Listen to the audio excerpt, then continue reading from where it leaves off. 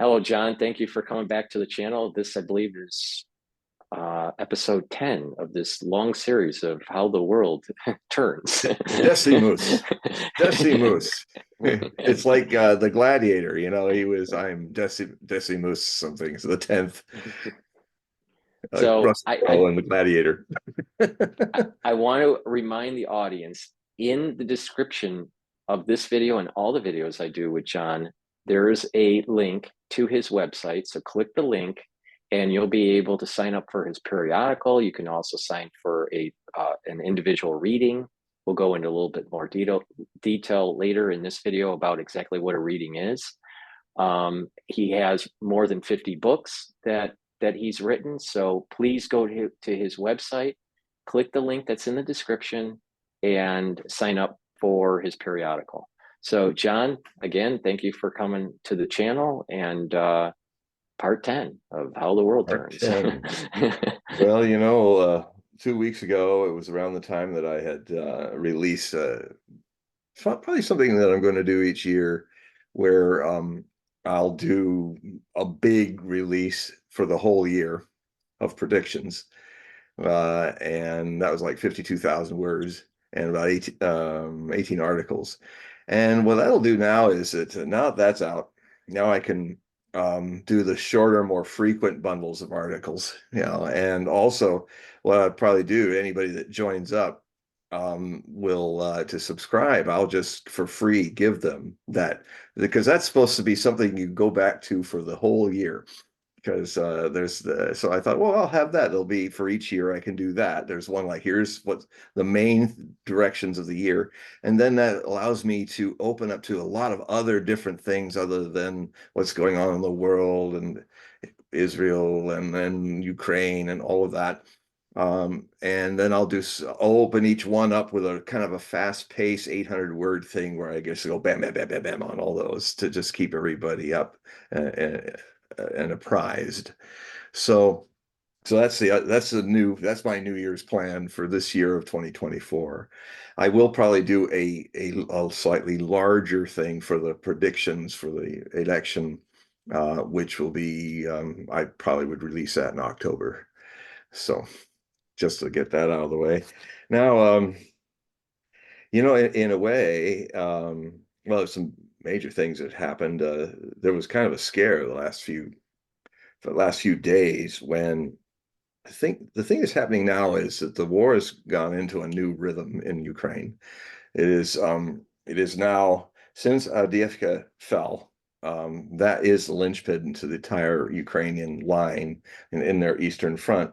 And ever since then, now the Russians have been gaining 3 times more territory all along the line than they did before. So it's the Russians are, as I predicted, are getting stronger and stronger as Ukrainians are bleeding themselves out, hurling their now, as I predicted, the very interesting thing is that when Zaluzhny was the popular commander of the Ukrainian forces was graduated up to ambassador of London, he was fired upwards.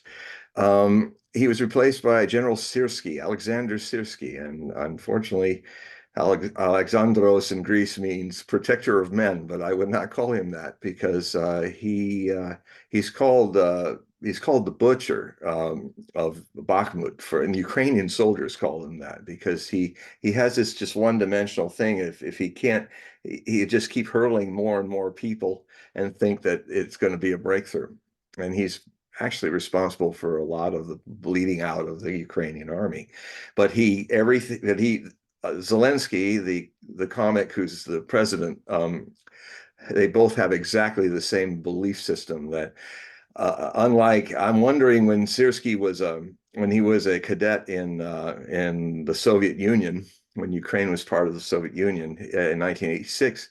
Actually, in my articles, I have a shot of him in the Red Square Parade. He's this young new cadet marching, past the Lenin Mausoleum, and who would have thought that a Russian-born, Moscow-born man would end up, when Ukraine split from Russia in 91, would end up staying in Ukraine and then end up being the commander-in-chief of the Ukrainian army I mean, it's hard enough for the neo-Nazis that are running the Ukrainian government to deal with a guy who's Russian. But and I predicted that he would, when Avdiivka fell, he would just throw all kinds of his strategic reserves into it. I heard it first was 9 brigades. It ended up being 11, and so in an odd way, he is actually hastening the end of this war by exhausting the Ukrainian army by being not a very good commander. And but he defends every inch of land, and that's the same thing that back with the other NAZIs back in Germany, and with the little fellow who looks so much like Charlie Chaplin running them, with his little mustache uh, and his straight arming here and there. It's called the Roman salute, by the way. That's how the Romans used to salute each other. Unfortunately, it's like the good luck charm of ancient groups that became his famous symbol. That's kind of a crooked cross. That used to be all ancient peoples had that magic symbol. It's a symbol of good luck. And if I ever were to write my planned book about that certain fellow, would because he was also very notoriously good at predicting the future. And I know this because there was Trevor Roper and other people. When I embarked to do this, I realized that he had this ability to make a lot of prophecies. One of his last prophecies was quite stunning. He just a few days before he did himself in the bunker, he had a nervous breakdown when he realized the war was lost, and kind of the last 10 days he just gave up. And he said, so he's take to Foreman, or his secretary who recorded this. He said, well, the war is lost, and Germany's defeated. And now the world our void will be filled by the two new superpowers, the Soviet Union and the United States. And he said they will now be in a big competition to dominate the world. And although they could go into a world war, I think they will compete more economically and politically than through warfare. Very interesting. But he said, but in either case, they will rely heavily on the German people as the cutting edge of this struggle. And that's basically what he said. And he defined the Cold War, or what I would call Cold War One, which ended in 1989, officially, by the way. It's funny how most of the reporters don't, they take it to 92. No, it ended in according to President George Herbert Walker Bush and the Soviet Premier Mikhail Gorbachev. They met on a boat in the Mediterranean, big ship. And in that meeting on the seas, they declared in December 1989 that the Cold War was over. And so it's officially, but nobody respects that, even though the American president and the other guy did it. But anyway, I say it ended in 1989. I would just say that I call it the first Cold War because then again, what happened, the whole thing that's caused this Ukrainian crisis, this proxy war between NATO using Ukraine to fight the Russian Federation, is because of the Maidan coup that a she likes to be called Toria Nuland, not Victoria Nuland, but Toria Nuland, who has been pretty much the architect. It's kind of hatched out that, but she was back there in 2014. She was the person who was caught on phones, arranging with the Ukrainian ambassador. Before the coup happened, a new government, which ended up being the who's who of NAZIs in Ukraine, and they're not neo, they're old school, the Banderites and so much. And so basically the US State Department had actually created a new government which changed the rules, which created the situation of tension because they just stepped in and took over. It wasn't democratic. Ukraine has not been democratic since 2014. And so a lot of the people in Ukraine who were Russians said, wait a minute, we didn't vote for these guys. We have to have a new election.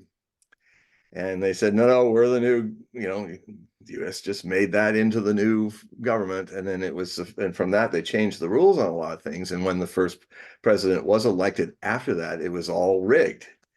And so, and that was Poroshenko, the chocolate king. He was an oligarch. And and so the oligarchs took over Ukraine. The very thing that the Russian president achieved over a very difficult struggle to get the oligarchs out of politics in Russia after the end of the Cold War. Well, anyway, if you want to see what would have happened to Russia if he had not achieved this, look at Ukraine after 2014. And what then happened was there was a Barack Obama and his administration then started to sanction Russian farming goods as a punishment for taking Crimea and all that. Well, it wasn't taken. The Crimean people, when they saw their government and didn't like them, literally saying, we want to flush all you Russians out. And they were saying it to a province that had been Russian for 300 years. As the Donbass, Donetsk and Lugansk are also Russian, and a lot of these were thrown into Ukraine. We've talked about earlier that Ukraine's kind of a place where Lenin and Stalin threw in all these different people without their choosing, without any referendums, to all live together in a nation that none of them had united to create. And so the most aggressive part of that was the Western Ukrainians, who then decided that they should run the whole thing and run it very much like the fellow with the funny mustache from the 1940s. And so the so then so what's happened now is um, just like the old NAZIs, the new NAZIs are doing exactly the same mistakes. They're they're they're trying to hold on to every inch of territory. And as Frederick the Great once said in the 7 Years' War, that if you try to defend everything, you will lose everything. And so, and he won that one against a three-front war. The Imperial Russia, the Austrians, and the Holy Roman Empire, and the French were all going at it at three sides, and he was trying to fight them all. It was a three's a crowd, and ironically, he had a kind of a good luck of the good fortune of having unexpectedly the Tsarina Elizabeth of Russia, of the Imperial Russia, suddenly had a heart attack and died. And so the Russians withdrew. So when he had just the French and the Austrians to deal with, being that he was a military genius, he took them out piecemeal, and after 7 years won the war. But it was really like what's an irony here is that there used to be a very famous painting of Frederick the Great with his steely bug eyes looking out, and his little wig hat, and he was back in the 1750s and 60s and stuff. And so he's looking out, and when everything was going down for our friend with the funny mustache, he would sit in the bunker and often be found just looking at the painting, kind of a Nixonian moment, like when Nixon was talking to the president's paintings, which I'm not against. I mean, it's psychodrama. Sometimes if you talk to a painting, you get answers, or you talk to a wall, or I mean, when I was a kid, I used to sit in the backyard in the middle of the night and just talk to the stars and the trees and everything, and then I got answers. Um, even people like our NAZI guy of straight arming was a guy that would do that kind of stuff. So uh, he was thinking that he needed a miracle, like what happened to Frederick, like one of the Allied leaders would die, and he thought that he got it in April, early April, when Franklin Delano Roosevelt died from aneurysm. And he was thinking, well, this is it. Now the alliance will break up and we can win. Of course, it's way too late for that. Um, and and like NAZIs of the past, NAZIs in the future and our present tend to look for pie in the sky miracles to save them from themselves, even though they don't see themselves as a problem. But I mean, it's quite a thing. So what then is going to happen to raise this up a little bit is that we're in a period of time now between now through summer where um, the people to watch out for who could lose it are not the Russians. They know what they're doing. They also know that they have no interest in taking Europe. They've made it very clear about that if the Europeans were listening. My concern are the European leaders. And I was a little surprised at the one who kind of started a meltdown last week. And it was almost like, oh my God, here's just the thing that is going to be popping up. Emmanuel Macron of Paris, of France, the president of France, suddenly out of the blue decides that, well, you all got to join with me. We got to march into Ukraine. And but we're not going to fight in Ukraine. We're just going to maybe guard the border of Ukraine with Belarus, or we're just going to put a checking group that keeps Odessa safe. But we're not actually there to do anything. I mean, this is how crazy it is. Well, if you're going to hold this or block that, and you've got guns, and the Russians are saying, again and again, if you go in, you're not any of you going to go out alive. You are combatants. You will be. We have said to you, do not send NATO into Ukraine. This war is an existential fight for us, just like the Cuban Missile Crisis had been. And so he was saying, don't do that. And again, the thing is so dangerous. The Europeans just don't listen. He means it. Niet is niet in Russian. The Russians don't bluff.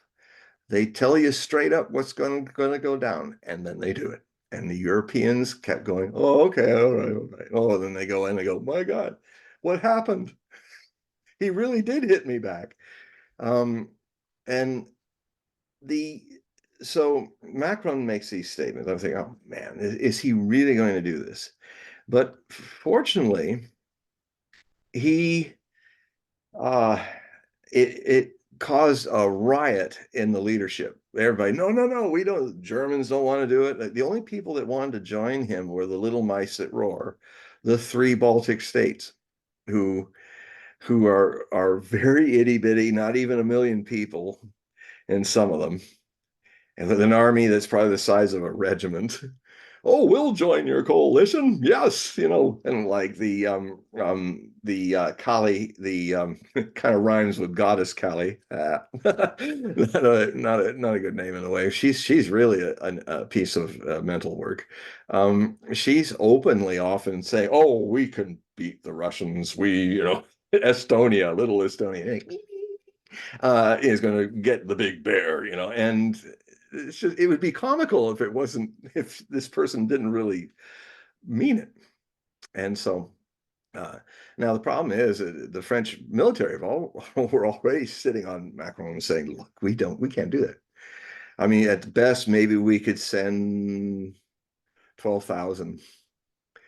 And the British don't really have an army anymore. They couldn't even fill a soccer stadium with what's left. They have apparently 100 of the jets don't work anymore. All of the tanks are basically rusting. They can only send 12 Challengers because if they'd send any more, they wouldn't have much of a tank group. The French have already lost all of their Caesar mobile artillery. It's all been blown up long ago in this war. And so anyway, the good news is that he got sat on, and then Putin made it very clear. He said he was talking about nukes. He was saying, "Look, we will never shoot one. If it's nuclear war, it's because you guys invade us." And then, maybe we will use a few tactical nukes. We may, we don't want to. That's not our policy, and it never has been, even though you keep trying to project it upon us, like you're projecting your own desire to do it to us. And so, we could very easily slip into a nuclear war if French troops openly go there. Now, what made, you won't hear this in the Western news, but what made Macron so angry and to kind of lose it and want to get all Gallic pride and en avant, too sweet, and charge with the bayonets and the cannon fodder, is Russian cannon fodder, but is that um, there was actually quite a military presence of French Foreign Legion soldiers, whole units that had just kind of decided together to officially leave the French Foreign Legion. But they were all based in a large hotel in Kharkov, which is not too far from the Russian border. And so what Russia has been doing to make its point behind the scenes is they have been missiling and hunting out all the NATO assets that are kind of in there pretending to be mercenaries or pretending in civilian clothes or hiding deep down in bunkers, generals. And I mean, there's a lot of NATO presence, NATO people calculating the missile firing, and just the Ukrainians are pushing the buttons. And Russians have tolerated it because fortunately they're not hotheads, and they realize that this could, so incrementally they have been, so they hit the a few weeks ago they hit all the legionnaires, Foreign Legion in that hotel, killed hundreds of them with a few missiles. And that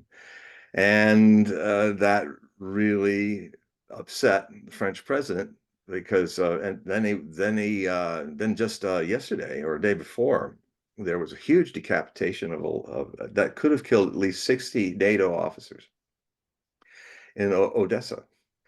They found there's a resistance growing because Odessa is a Russian city, like Kharkov, that's in Ukraine, not of its own choice. So what I'm finding is there's a resistance movement also opening up. So the Russians are getting very good intelligence, and they found out that there was this big meeting with a lot of NATO officers coming with a lot of the top officers of the neo NAZI forces of Ukraine.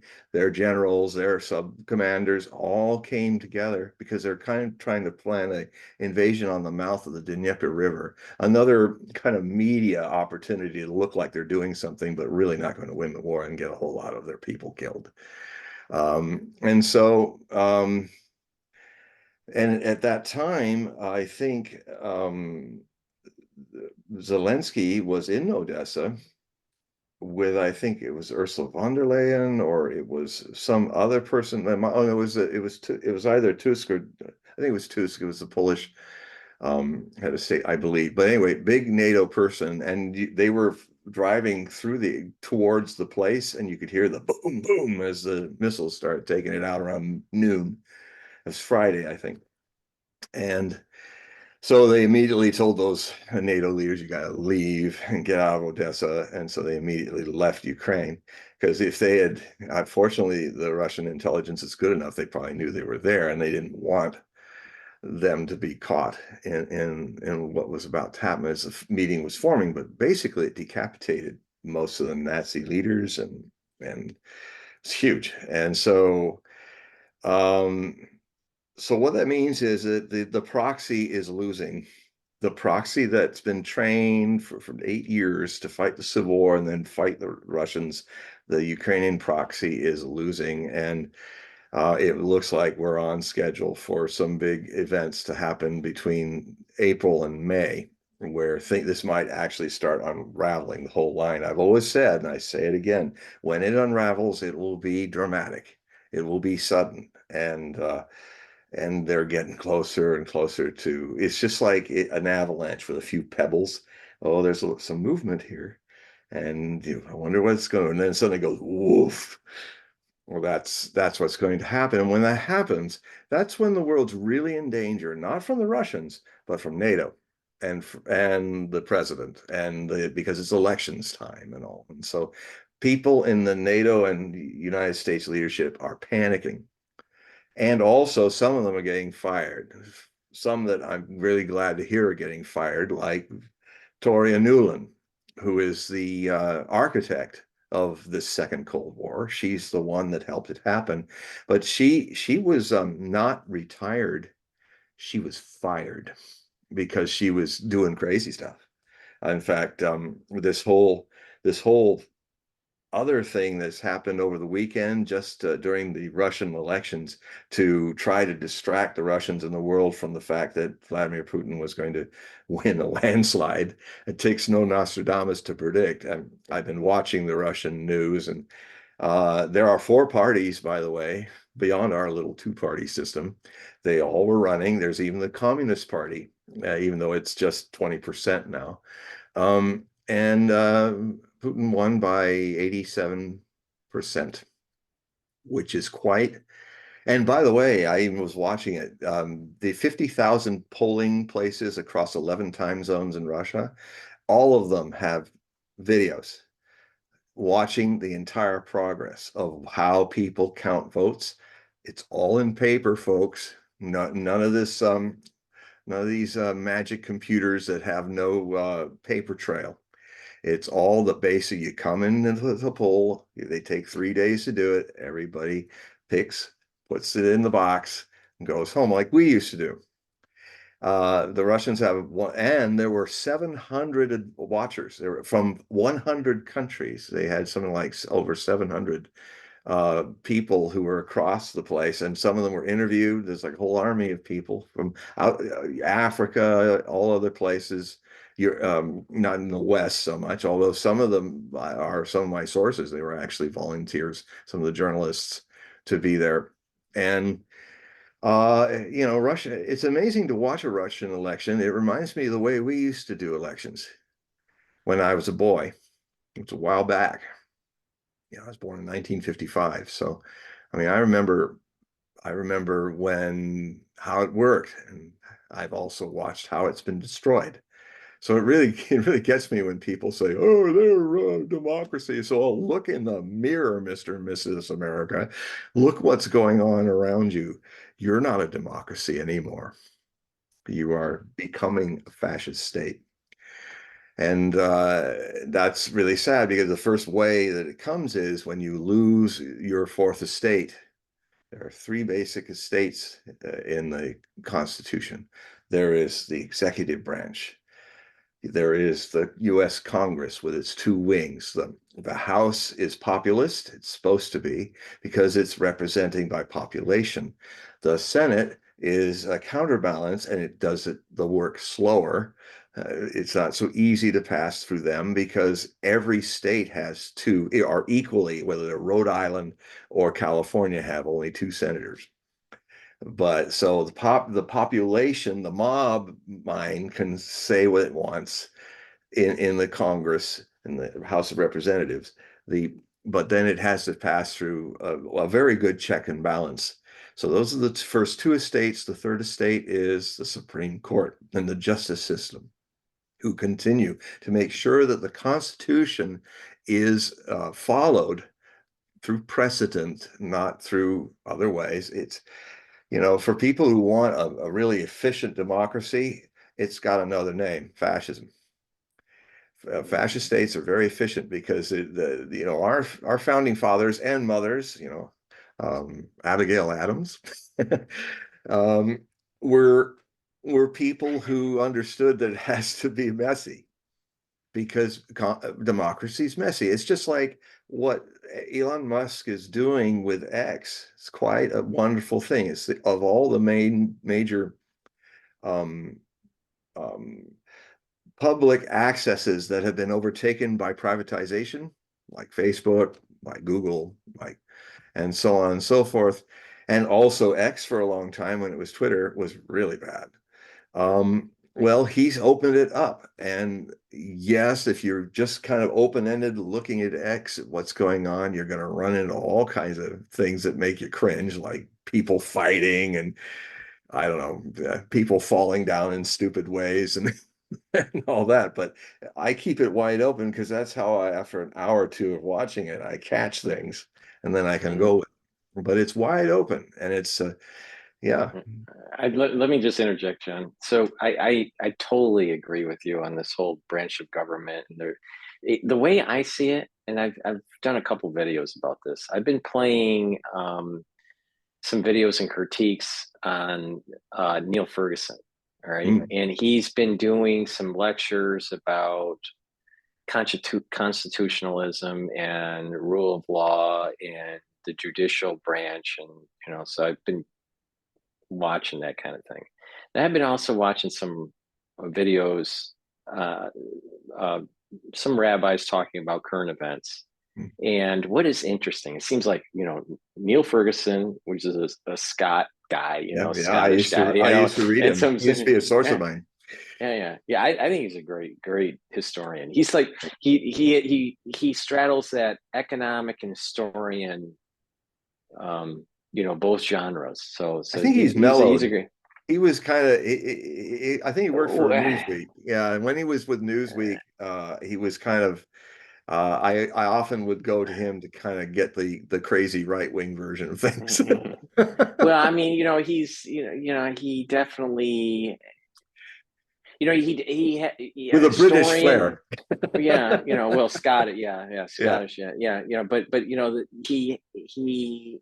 wouldn't had include a Scotland, by conserv the way. yeah, but he had this kind of conservative aura about him because he was most of the stuff that he did, his early work is really economic related. Mhm. So a lot of people made and I did too. I thought he was an economist at first, and then I realized he was a really historian that Yeah, was focusing on economic dynamics that yeah. move It the wasn't his society strong forward. suit. When he got wrong on a lot of things on the economy, I had to kind of watch him with a 10-foot pole. Well, I did meet him at a couple conferences, Oh, so well. through INET. So it was cool. But I was critiquing some of his work about, in a positive way, about constitutionalism.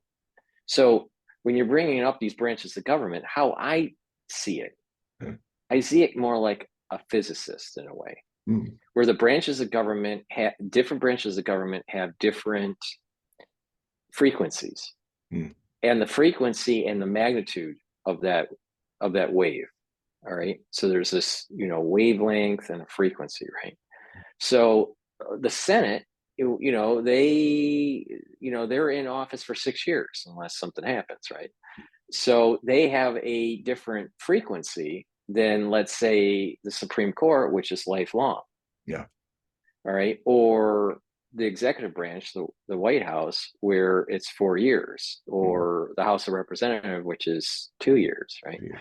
So, there you have these different frequencies, but also you were bringing up, well, you have two representatives from each state in the Senate, but then different number of representatives based on the population density from the Mhm. census in Yeah. the House of Representatives. Mhm. So the magnitude changes based on the number of representatives. So there's this combination of magnitude and frequency, And fast and how pace that. and slow pace. Yeah. Right. And with the fourth branch of government, that's at a much higher frequency. It's day to Yeah. day, boom, boom, boom, boom, boom, and it's higher fire. With these But the with these. fourth it expressed directly in the First Amendment of the U.S. Constitution is the free press. So you And have we these don't have frequencies, that anymore. right, So right, we right, don't have a democracy. That right, frequency has been broken, and it's like right, H2 without the O. right. You So if you know? have a working system, you have these different frequencies that do cross over at Yep. certain times and creates a different dynamic within the Well, they make a system. friction too, which is good. People have Right, to wake up. They go, "Oh, what do you mean? He right, doesn't agree with me." right. Well, Right. yeah, Right. So now we go to the rabbi yeah, interpretation of what's going yeah. on. And I don't remember the actual country or the time period that he was referencing, but he was saying that there were periods of time where the logic of law was inversely relate. It was the inverse of what we have today. So it's like, instead, if you're wronged, let's say someone destroys your property, all Mm. right, we have laws in place where you go and sue and try to get some sort of recuperation from the Restitution. lost property, right? Well, there were time periods where people would say, you have property, it's your fault that you had property that we could break. Yeah. Therefore, we are going to have you pay the person that actually broke the property. It's like Yeah. this upside down logic, right? Yeah. And I think that the rabbi's right that we're moving into kind of upside down world, Yeah. or Rabbi's right. news, news speak in Yeah. 1984, and Yeah. it's like everything's upside down. Well, what is woke? So Woke is yeah, this. yeah, It's like, if a person says, and I often playfully in my articles, I try to help people understand how woke may, for one thing, woke, you can't, it's trying to say I woke up, but if you really understand from my experience of being with Osho and India and living with a master, there's only awakening. It's a present, it's not a noun, it's a verb, and it's present tense. And if it's woke, it's as dead as the last moment. And you can kind of see it's like, well, I woke. So it's like, I woke.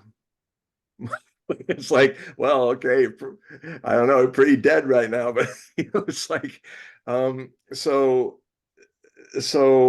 people suddenly start, I mean, this is where the quote of Gurdjieff is really good. The George Ivanovich Gurdjieff, one of the greatest mystics of the 20th century. He was a Greek Armenian citizen of the Russian Empire, born in 1866, and I think he died in 1949, living in Paris, with his classes. He does these great dance meditations, and he's famous for his books like Life is Only Real Then When I Am, or Meetings with Remarkable Men, when he was searching with this group of truth seekers, Russian Empire across the board, men and women who were going in these amazing adventures to try to find what was left of spiritual teachings and stuff as the modern world was overtaking it, even in Siberia and Russia and all of that. And actually, there's a really good movie, Meetings with Remarkable Men, that had Terrence Stamp in it, who played the the Russian prince who was kind of heading the group, and then Gurdjieff was young then, and so that's a very good movie. It was filmed in Afghanistan in 1979, just before everything unraveled. So it had some of that feeling because he had been through all the stands, Gurdjieff, and the Tibet and all over the place. And then he brought back this amazing teaching, which kind of the harmonious development of man is where you get your three centers in harmony. That is, you have most people are not in harmony with their three main centers: mind, heart, kinesthesia, and so your gut, and so your gut feeling, your intuition. So most people, that's why people have a hard time talking to each other, because I might be talking to you with my heart, but you might be thinking about what I'm saying rather than feeling what I'm saying.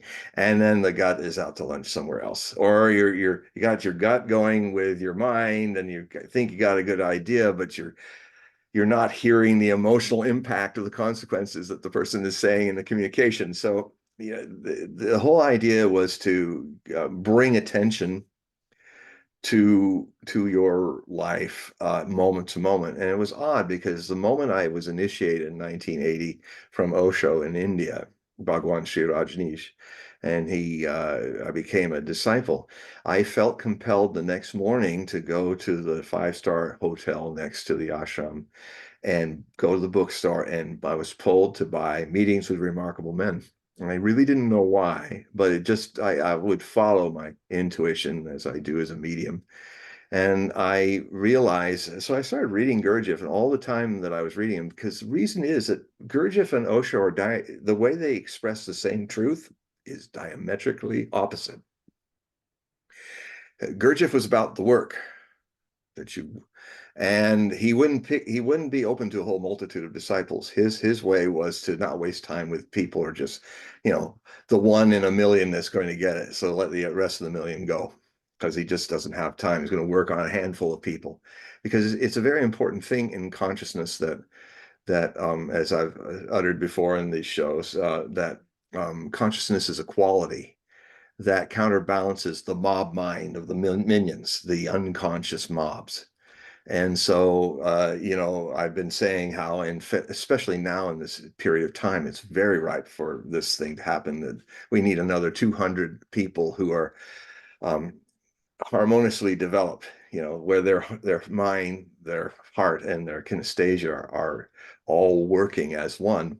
And then something beyond those becomes the alert witness of things. Now, his way was to go through work to find, like, clench the fist to find the relaxation, because your fist can only be clenched so long. And it's more about working it out than it's not a goal. It's like Buddha also was working very hard, like Gurdjieff, in when his attempt to he had been a hedonist for the first part of his life, and then when he broke away from wine, women, and song, and palaces, and being a king or prince, he just did the other. He was a he was born under a full moon in May, so he was had a Scorpio moon, you know, death and regeneration versus Taurian, earthy pleasures, you know, property, things, to no things, nothing, naked, watching, no eating, everything. So he was basically a fixed sun sign. And he went in astrology, and that means he went from one extreme, hedonism, to another extreme, asceticism. I can never say that word right. Aestheticism. Anyway, I can't say it. It's where you beat up your body and mortify your flesh to find God in that regard. And then he finally, just after 96 years of that, he almost drowned in a little brook. He was so weak because he was skin and bones, and he just had crawled out of this little brook back to his Bodhi tree to sit there, and he just mused, if you tie a sitar string too tight, it breaks. If you have it too loose, it cannot play music. And he began, just before his enlightenment, to kind of figure out that the middle way is the way, neither this nor that. And now some masters bring you to it through a lot of activity, and only choose the few. Now, my master was a complete opposite. His was the path of let go, of just take it easy, let go, more Taoist path, watercourse way. But the interesting thing is that you end up in the same place. The people who, I would contend, the people who work to get there kind of did what Buddha did. They kind of exhaust the seeking. And then, you know, when Buddha that night gave up, he just gave up. He ate some food. He went to sleep after years of not sleeping properly. He woke up. He said, "There's no eternity of the soul. I just give it. It just is, I tried my hardest. So he let it go. He let go hedonism, and then he had to let go working at it. And because, as he would say in the 42 years that he taught after that, everyone is Buddha nature. That is awakened, not woke. Awakened, Buddha nature. You are, whether you know it or not, this very body is the lotus paradise, or this very world is the lotus paradise. This very body is the awakened one, the Buddha. It's it's not something you can achieve. It's something that you can only at last, in the right moment, understand. And sometimes you have to fight real hard to find it, to discover that that's you then get into your exhaustion. And it's not just an intellectual thought. There's some people go, oh well, you know, they're in their heads. They're people who want to eat pictures of rice cakes, as the Zen masters say. And the problem with a rice cake that you eat that's on a piece of paper and a beautiful painting is it's not going to nourish you. And so you can, if you're just using your mind, not your heart and your kinesthesia in harmony, you can think, oh well, I've got the solution.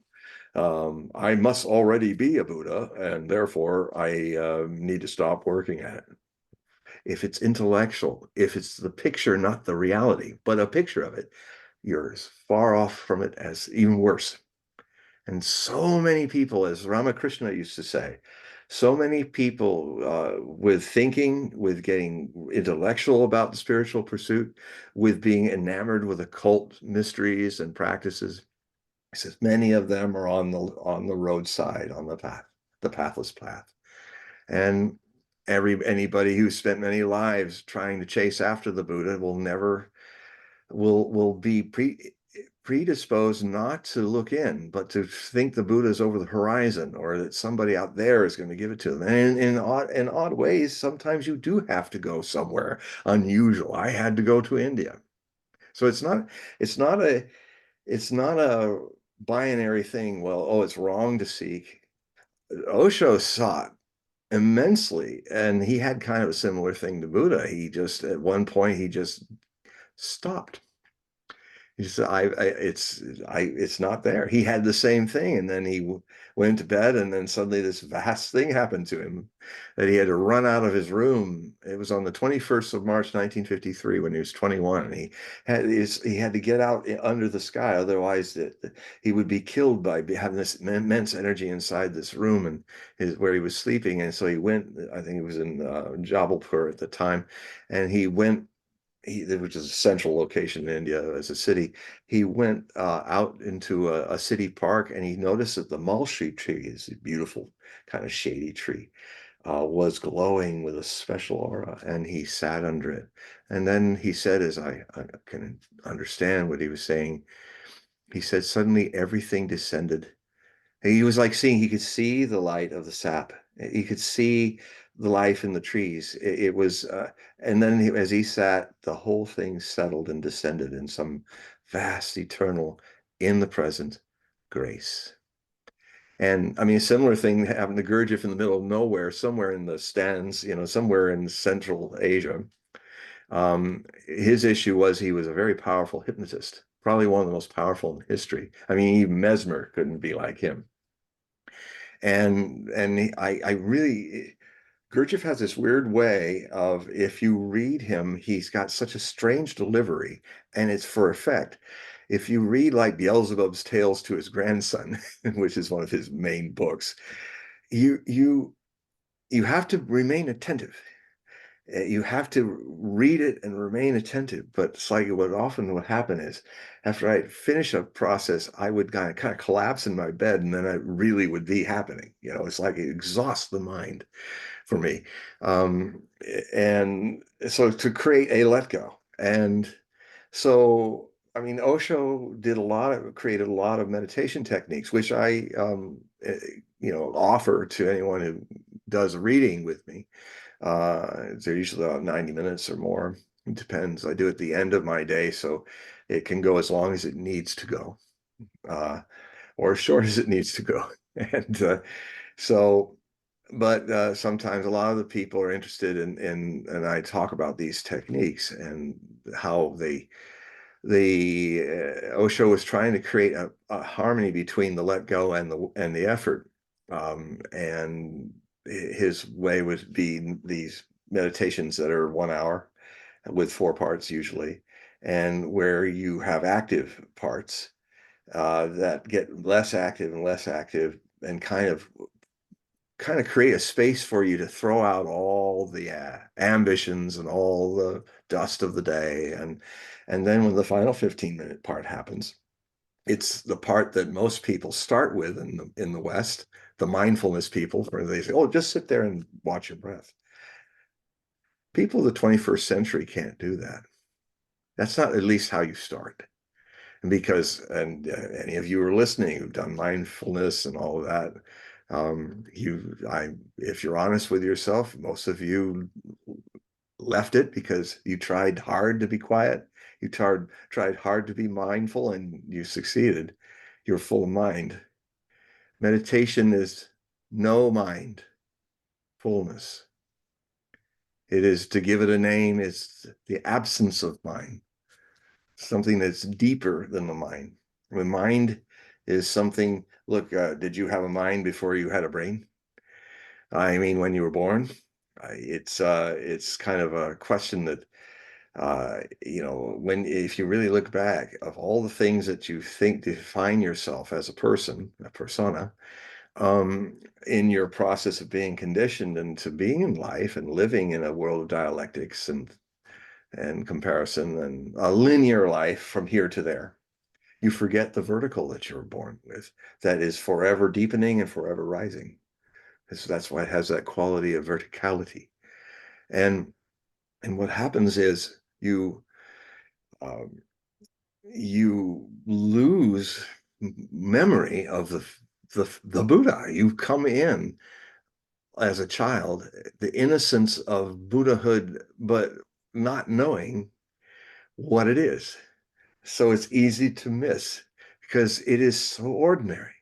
It is the most ordinary thing in existence.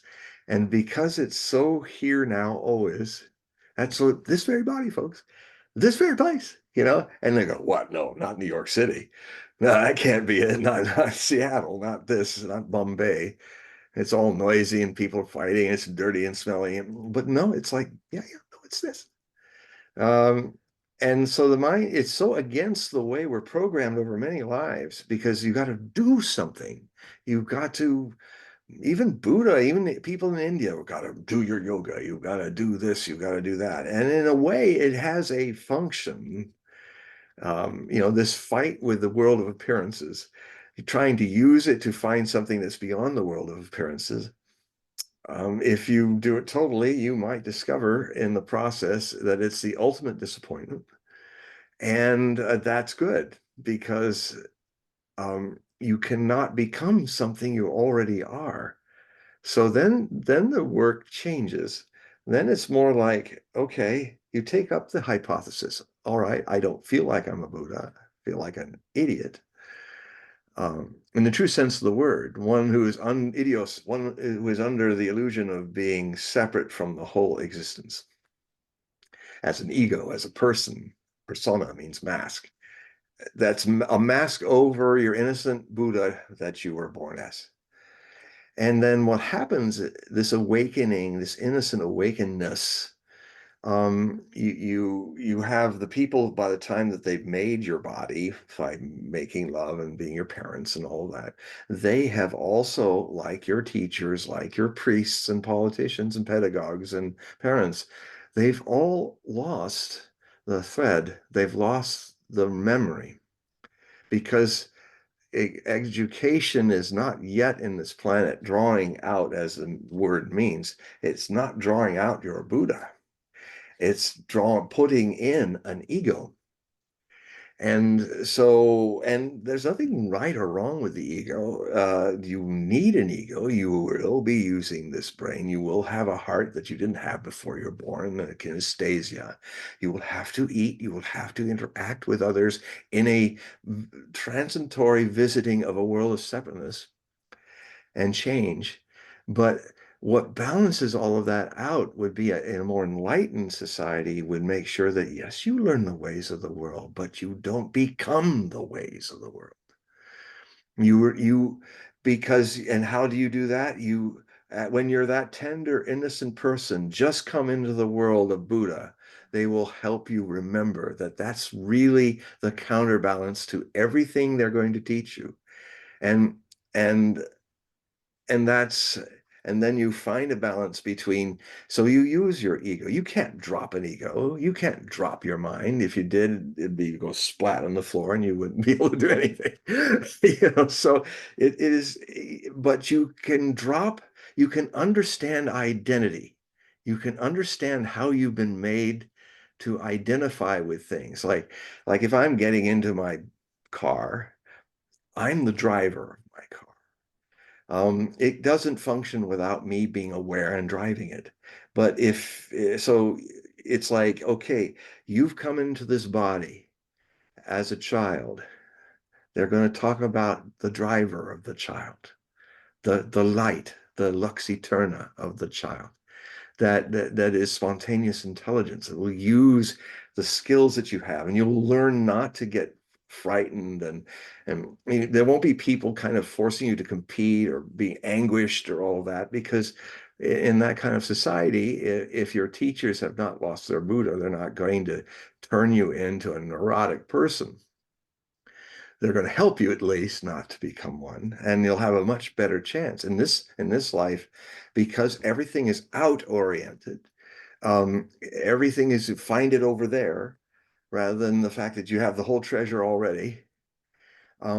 Even as a hypothesis, is a way to keep you always running around and round circles of samsara, life after death, after life after death, and and you then, it's like I was just reading again, like Osho was talking about reincarnation, and I've spoken about it in other shows, but I actually read the whole passage again to refresh my mind of what he was saying. And I mean, basically, the real secret of reincarnation is that enlightenment never reincarnates. Mind reincarnates. Personality, it gets under the illusion of an attachment, holding on to it in some very subtle way. Um, People then try, because it's all they know is their ego. Each life they try, or what happens is they die and their ego is destroyed, and all the thoughts are thrown. It's like radio waves. Um, it's like he was saying that Buddha understood. He said when the witness gets caught in another womb.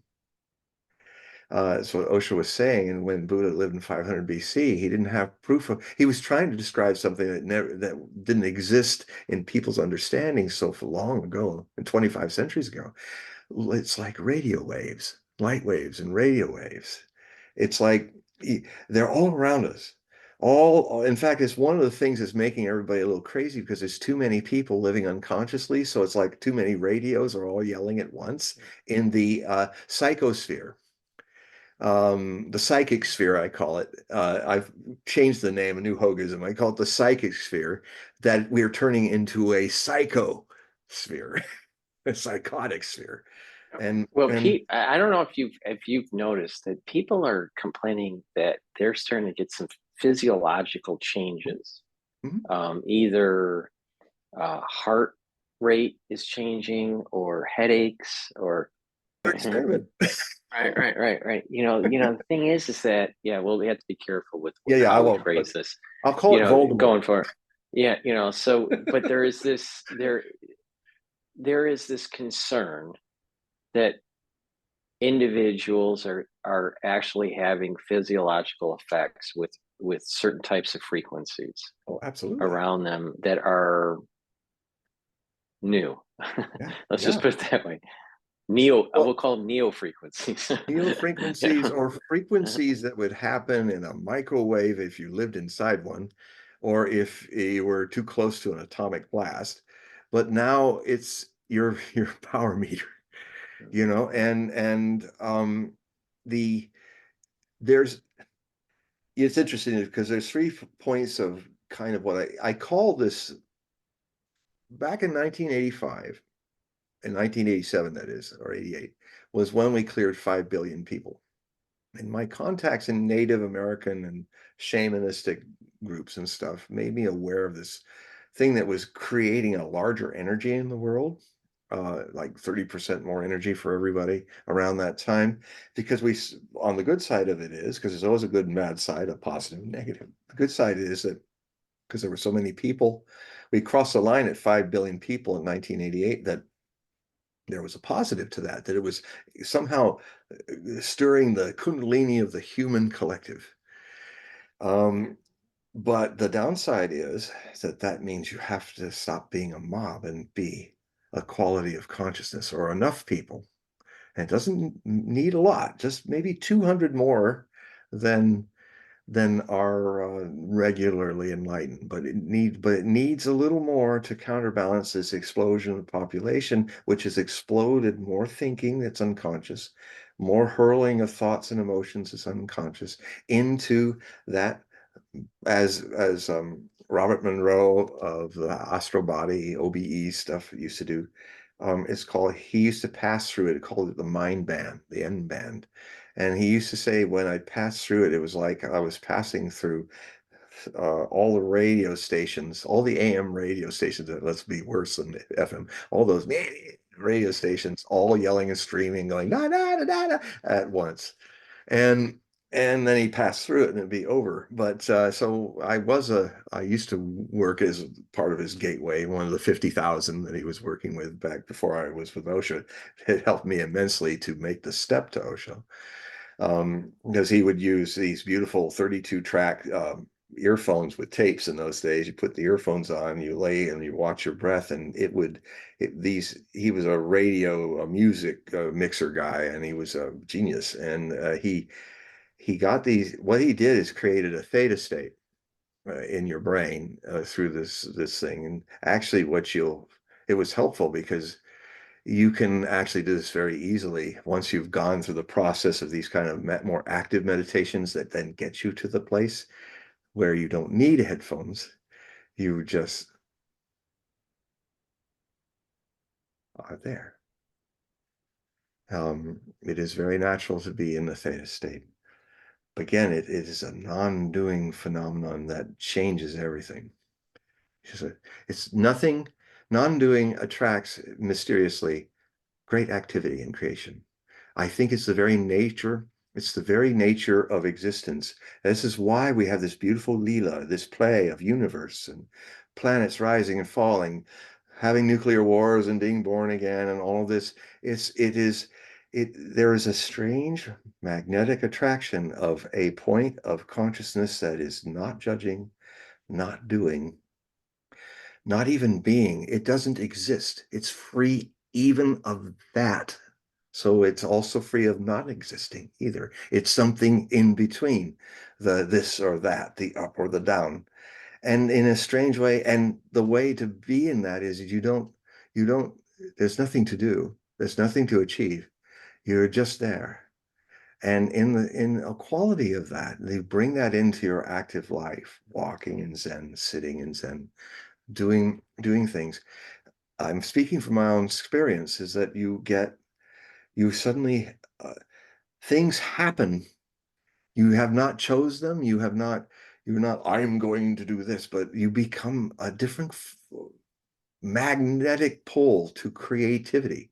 And I think is the no mind that is in the center of all the mind and movement and stuff, and something beyond both is a fundamental reality of this. And everyone has their own way of finding it. The doors are as infinite as all of us, as infinite as all the unique leaves on all the trees in the universe. But the place we all go to is exactly the same place, the no mind. And I'll give it a name. It doesn't have a name. It's beyond names. But it it can be hinted by the fragmentary words. It can be hinted even by the pictures of rice cakes. But just don't eat a rice cake that's just a picture. You won't get anything out of it but a bad tummy. So and a lot of people have thought out in theory exactly what I'm saying, but they stop there. And that's the beginning, not the end. I know because I did it.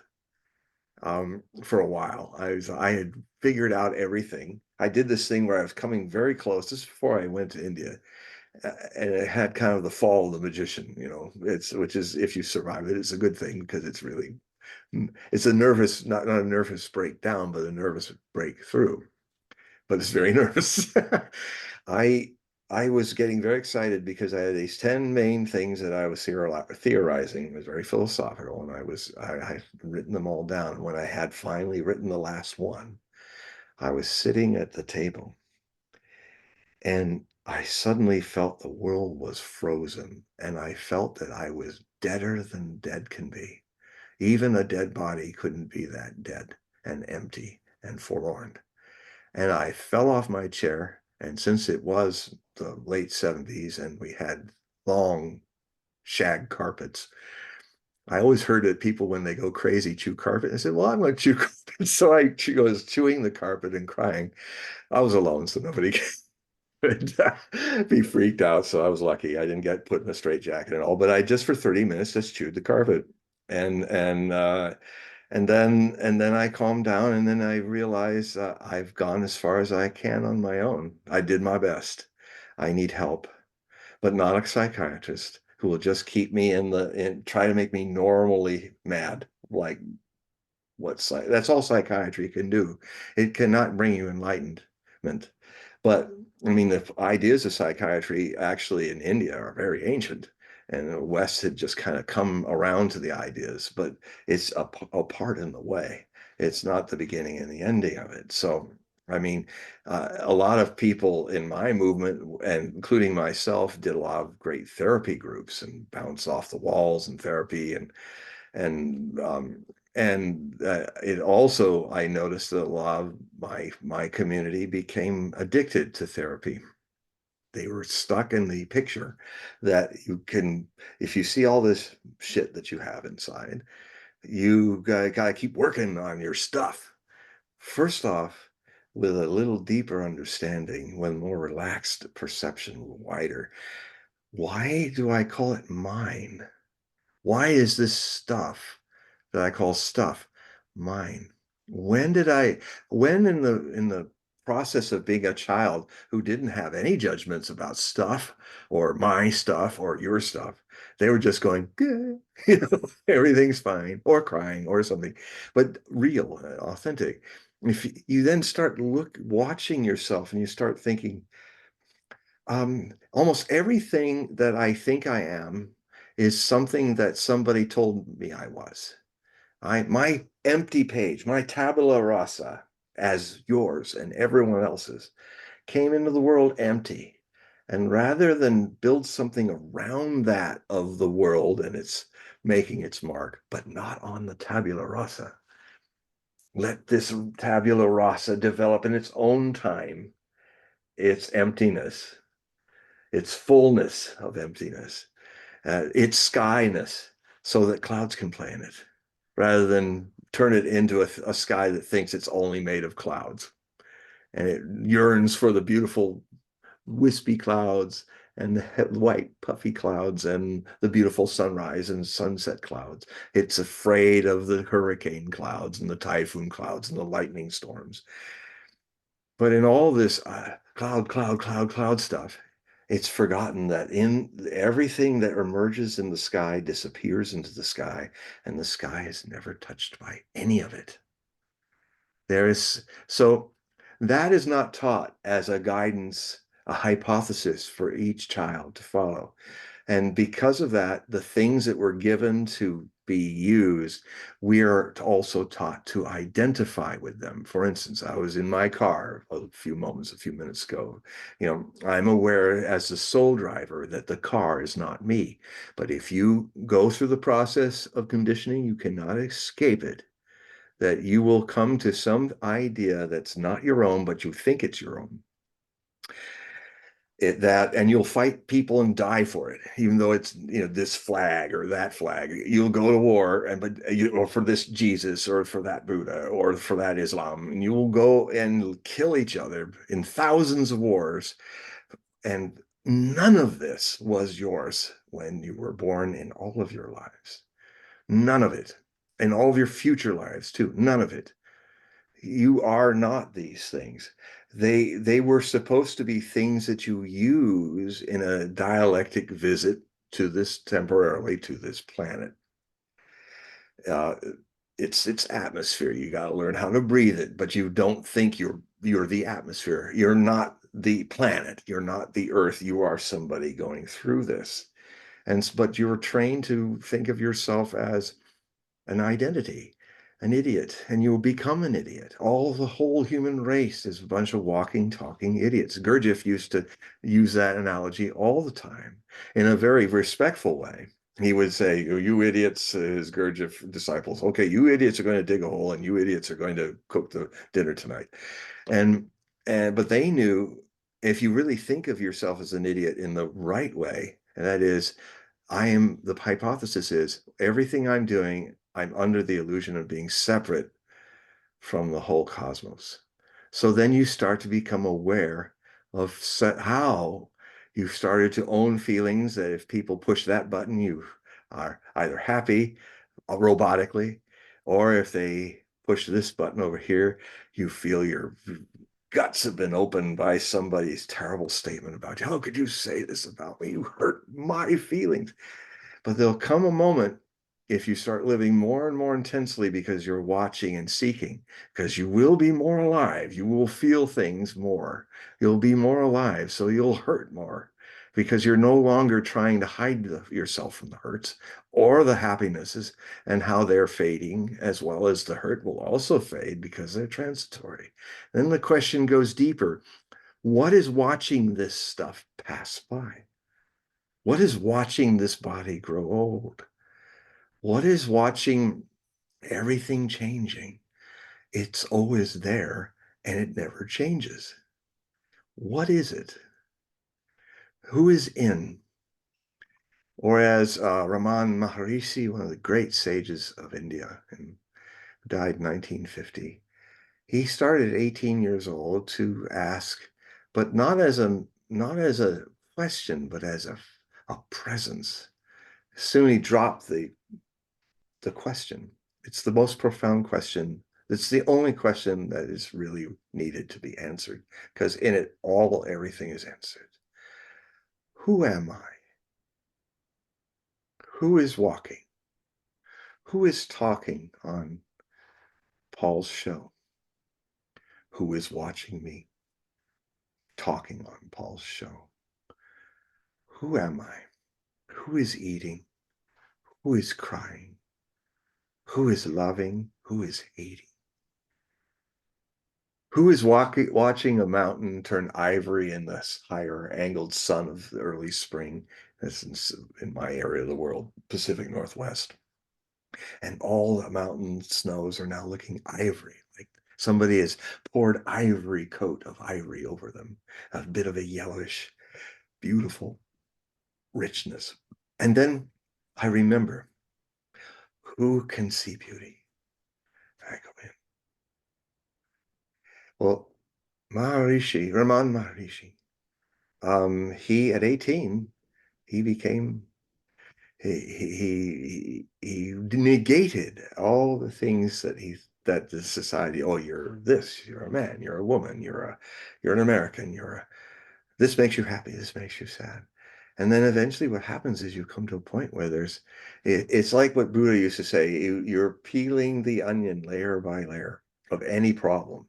You're just doing nothing but watching it unfold before you as you watch your breath, relaxing deeper and deeper with each.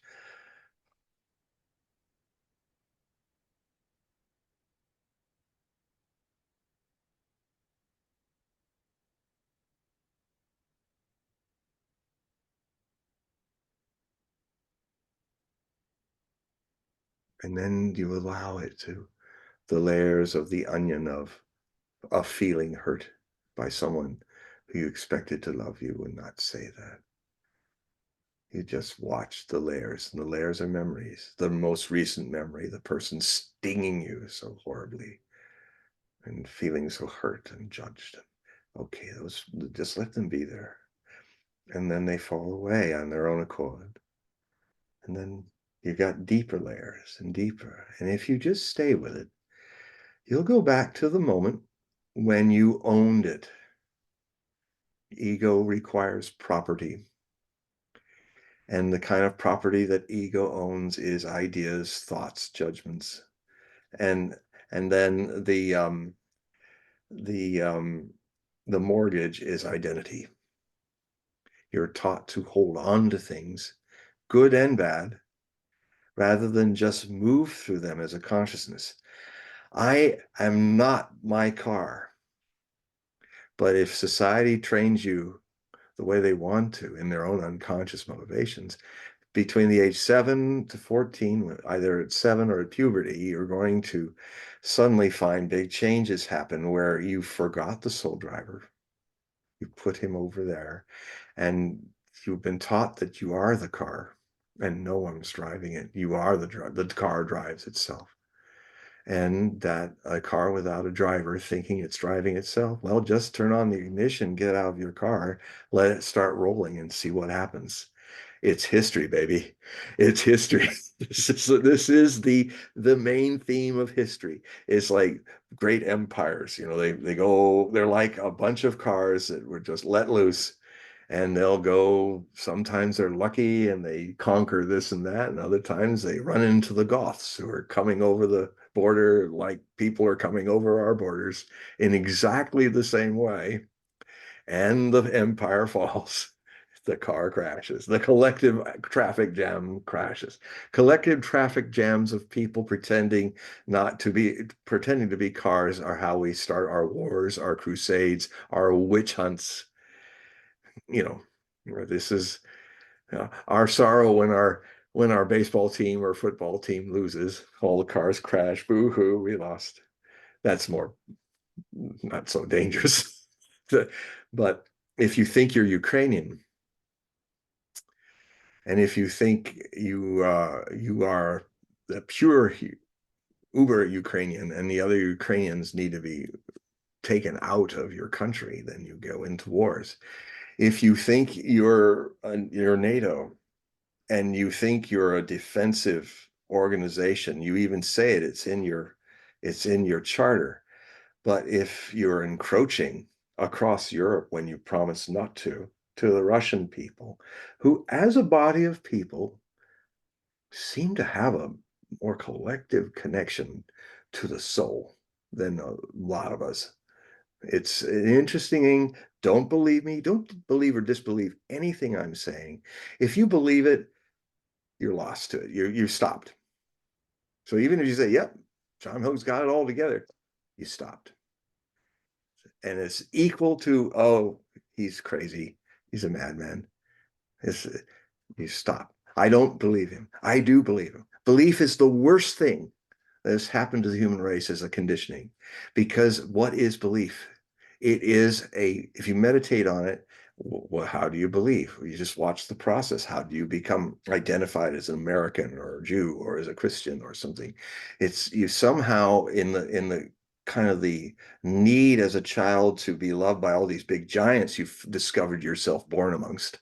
You're going to start, they reward you if you behave a certain ways. They even tell you, look, you got to grow up in the world. Growing up means you have to be like us. So, do what we do. Not what we say. Don't do as we say, not what we do.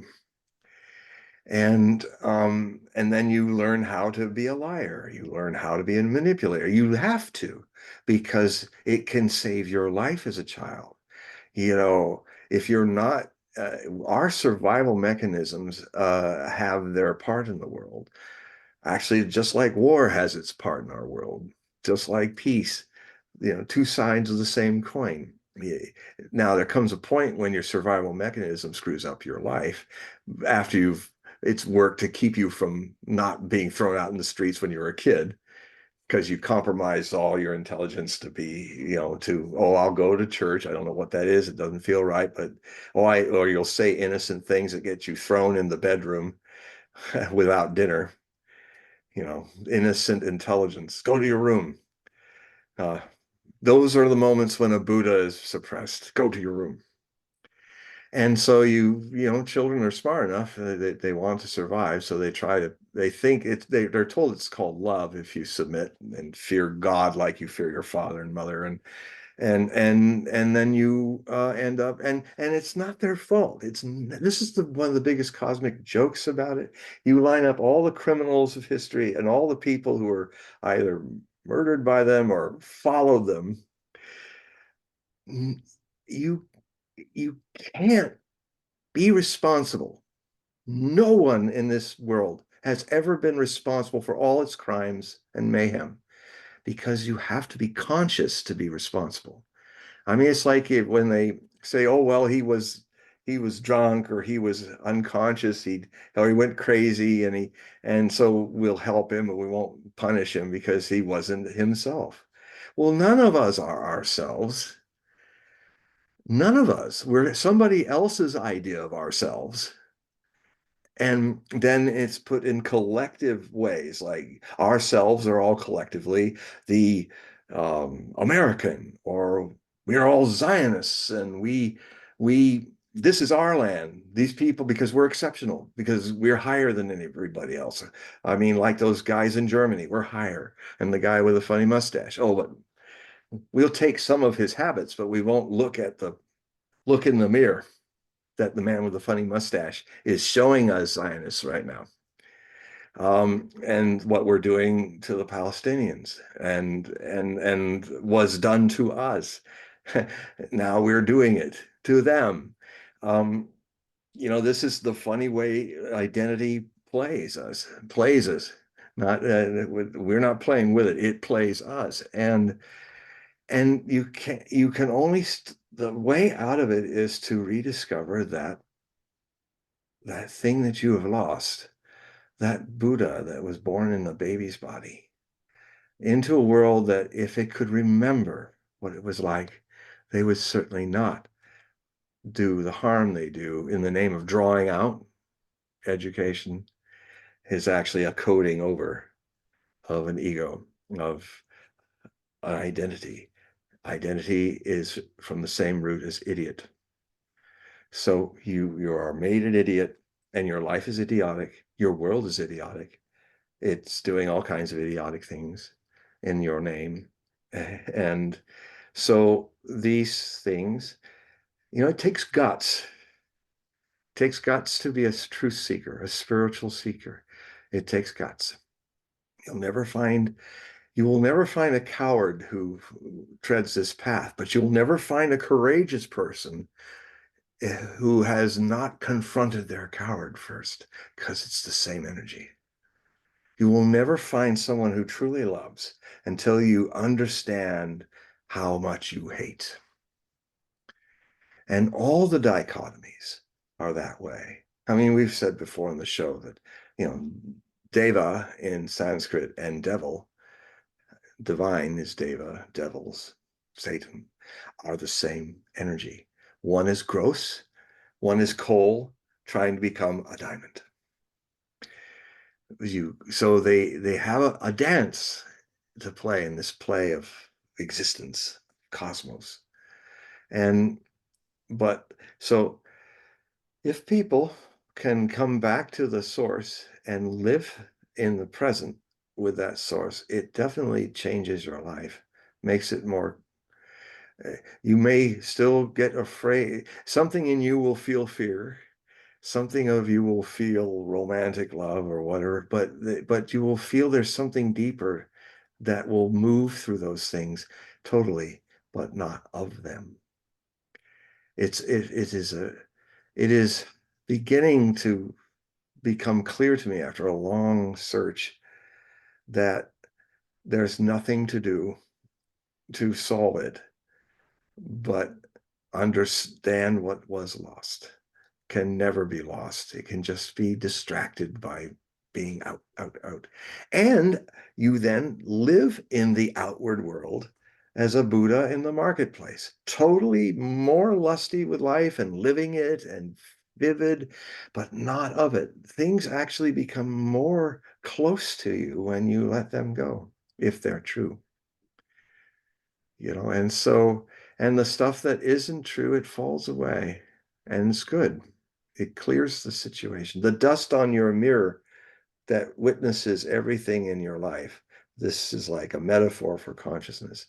Most of our mirrors are covered with dust from our conditioning and so we see the world through a Christian dust or a Muslim dust or a Democrat dust or a Republican dust. It's red dust or blue dust. But you got to first start seeing the dust and you first start to get reacquainted and re-friendly with your eternal mirroring witnessing consciousness. That cleans the mirror, and then the picture changes. Now, most people live in a cage with the gate open, and they would rather, and most people won't take this journey. Only the courageous, frightened, courageous people will take this journey because what has happened, most people there have become camels. There's these 3 steps I've talked before. It's in Nietzsche's Thus Spoke Zarathustra. my teacher Osho talked about this, the three stages of consciousness. You're born a child, but most people become camels.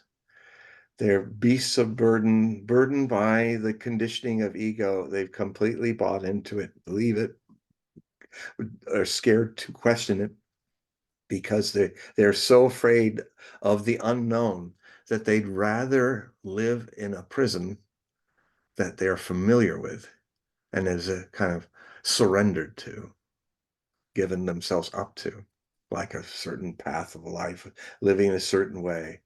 Then they're terrified of actually stepping into the unknown beyond what they know.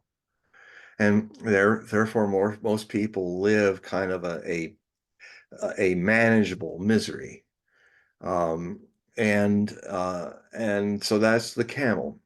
But you will always know the spiritual survivalist in you is when the first thing that happens is a rebellion, a questioning, suddenly saying, I'm tired of being a camel. I suddenly realize I don't like the way I am, and I'm tired of this stupid prison.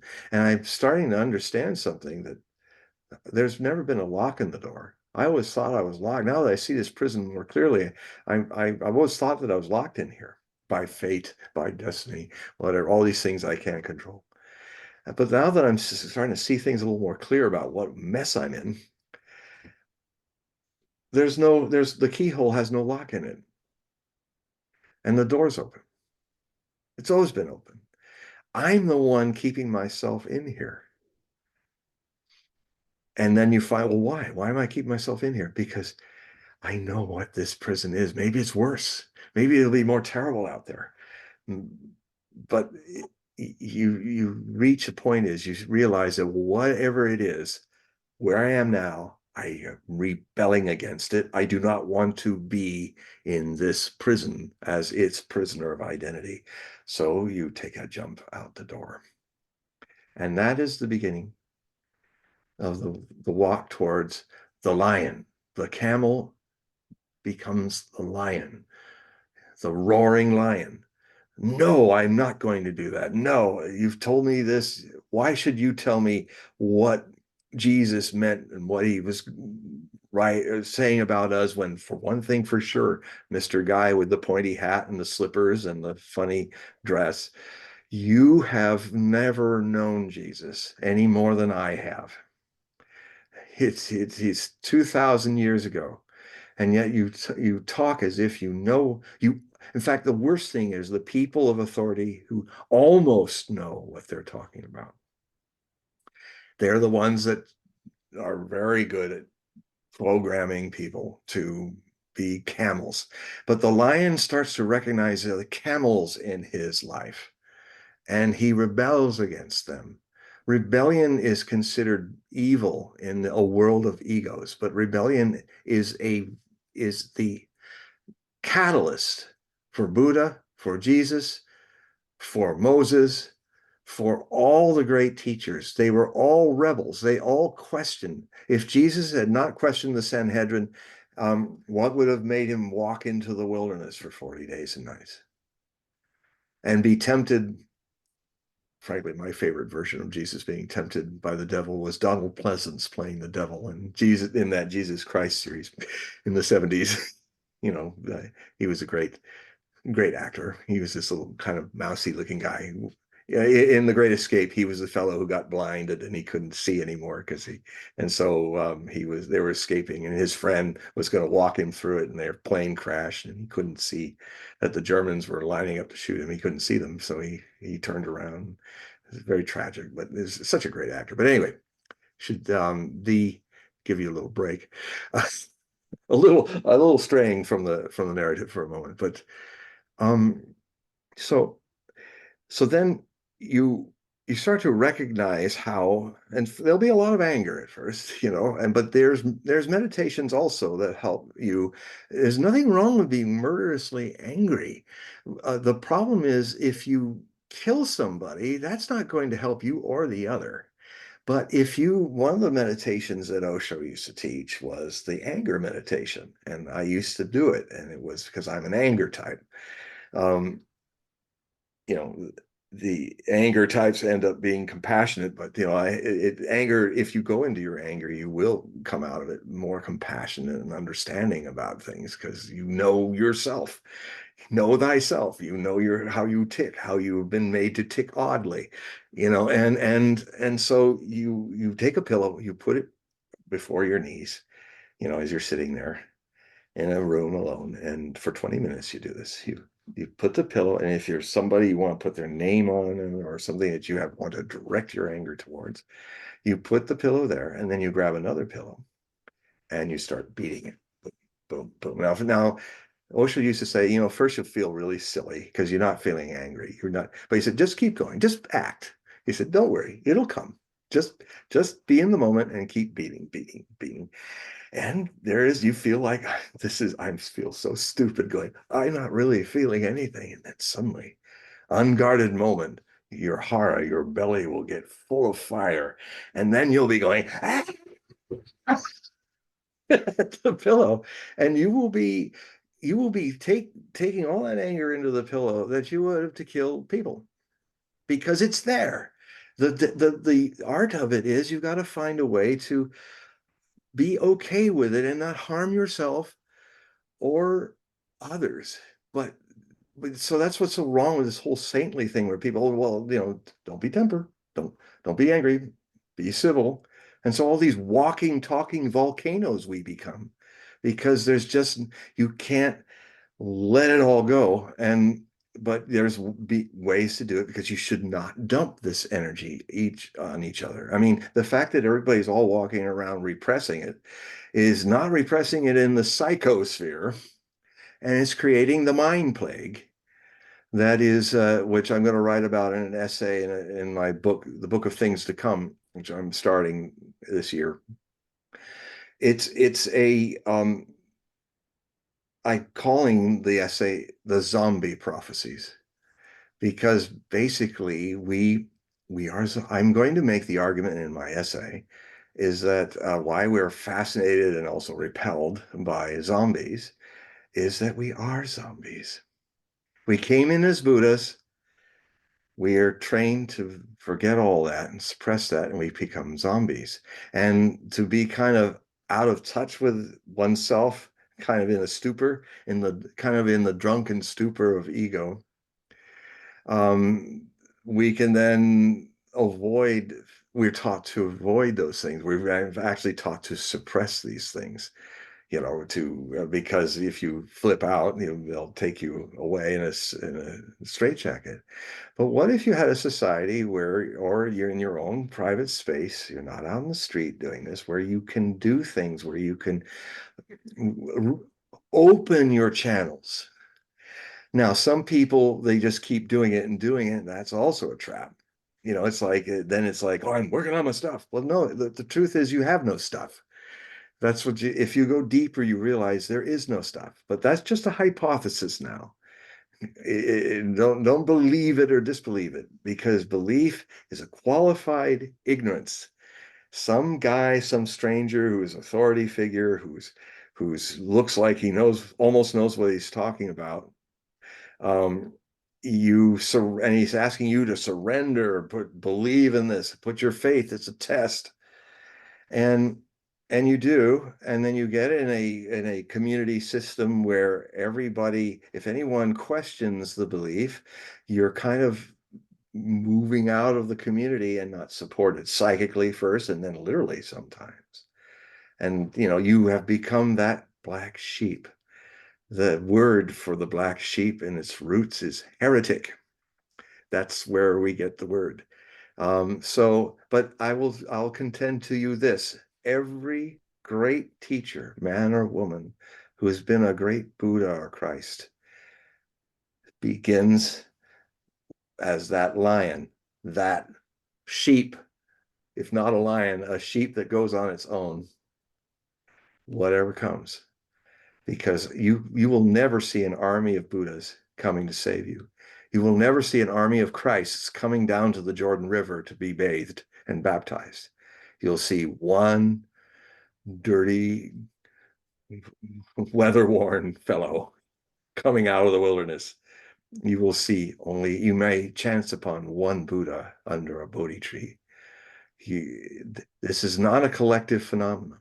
This is the ultimate spiritual state of the individual, the undivided you all.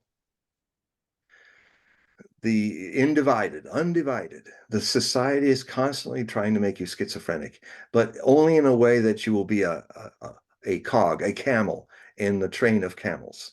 There are some of the work goes too far, and the schizophrenics become certifiable.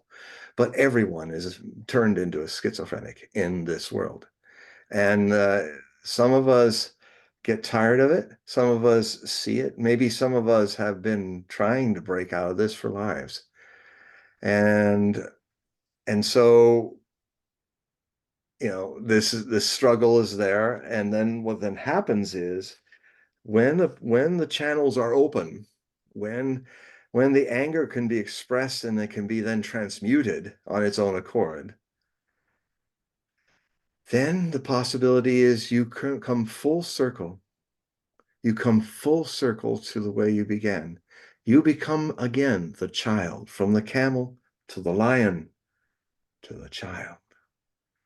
The child this time is not the same child. This child is not like the fish that's been told that there's an ocean and the fish has swum all around the sea to find this ocean to the point of exhaustion and never found it. This child is like a fish dropped back out of the ego world into the oceanic, and you have a good laugh. You realize it's always been all around me and inside and out of me. It's so normal and so here and now that it's easily missed. But if you start to get the knack to see it, to remember yourself in it, then everything begins to change. You're now a child who's come to the second childhood, the born again child. The Christians have also compromised that beautiful idea of Jesus. They think, oh, it's just like people getting woke. It's another way of saying I'm woke, because, oh, I'm born again. I mean, it happened with my brother. My brother was quite a Jesus freak in the early 70s, as a lot of people were, and he was trying his damnedest to undamn me. He did it out of love. And he's mellowed since then. I mean, he's mellowed. He had to go through that to become the Christian he is now, which is wonderful. But there was a point where my Uncle Ken was visiting from San Diego, and I loved my Uncle Ken, my mother's brother, and he used to be a medic in World War II. And so I finally even tried to, okay, let's see if I can get born again. What's the whole thing? And so he was beautiful. He just told his story. He was a Lutheran and all, but he just told his story. And he told the story of, he was a professional Army, before the draft and all that. So before the war, he was in the U.S. Army. And he was in the divisions that went into Manila, the only really large city battle in World War II in the Pacific Theater, and it was horrible. In fact, I was watching the World War II week by week, which I have been since the beginning of it years ago.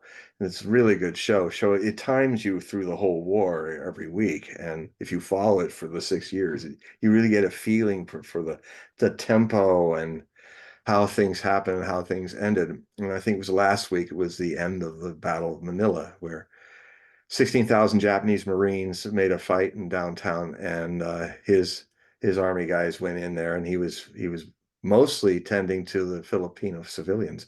100,000 of them were killed, hundreds of thousands injured and wounded, and he had existential crisis with it. He was thinking, the world is evil. It's just profoundly evil, and like he's a medic who's like dodging bullets, and so he's kind of a breakdown. And then he had a friend who was another medic who was a Christian, and he was kind of bearing witness to him as my Uncle Ken was bearing witness to me. And the beauty of it, through love of him, I became a born again Christian for only 15 minutes. I was like, oh, I'm bright-eyed, and my eyes are like, oh, like my brother. Everything's fine. And so anyway, so my brother and I were sleeping in the same bed because Uncle Ken and his family were over, and also, we had to.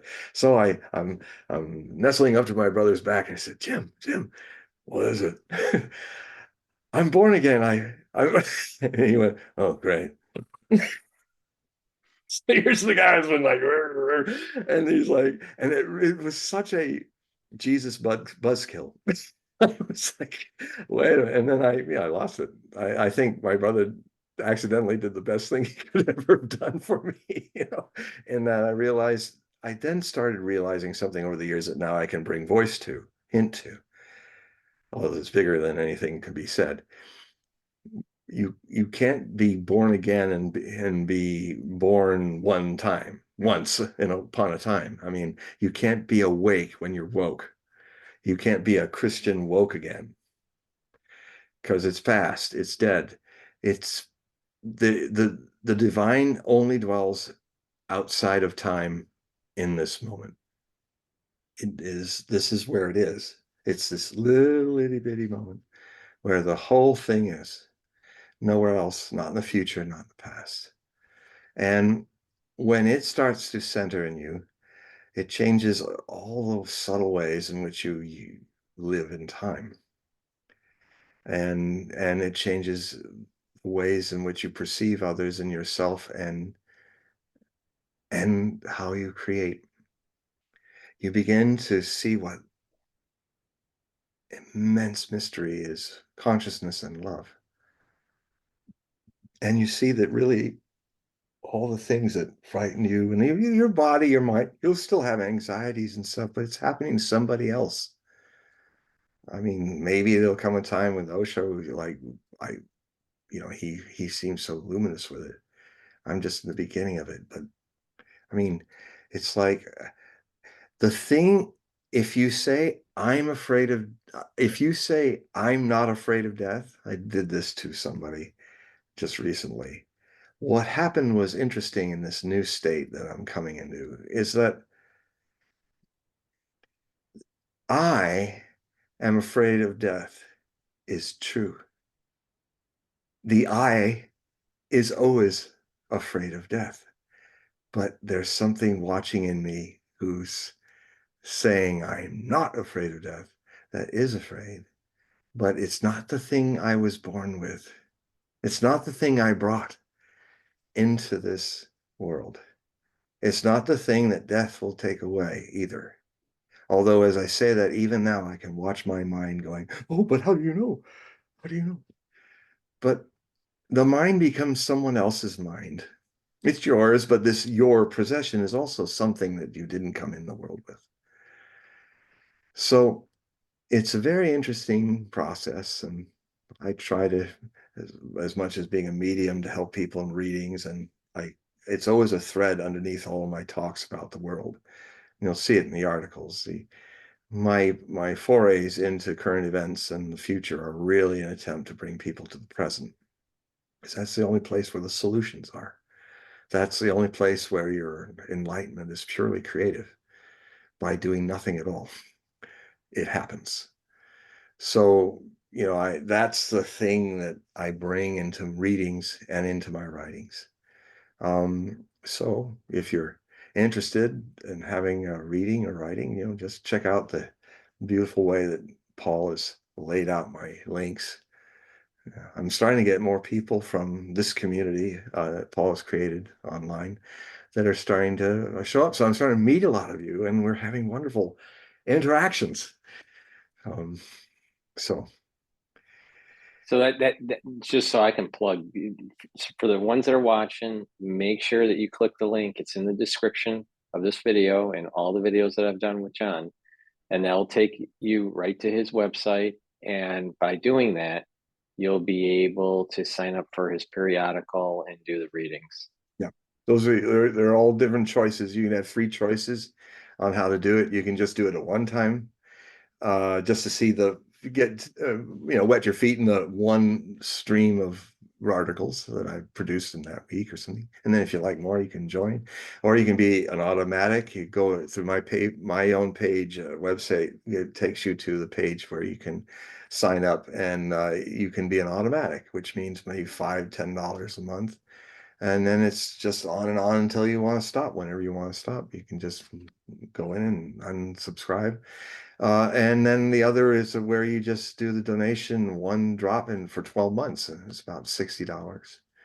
And yeah, $60 or a little more. And you get a lot of material. And you get all of my sources that I try not to say anything in the world, especially with the controversial nature of trying. I am part of the alternative media.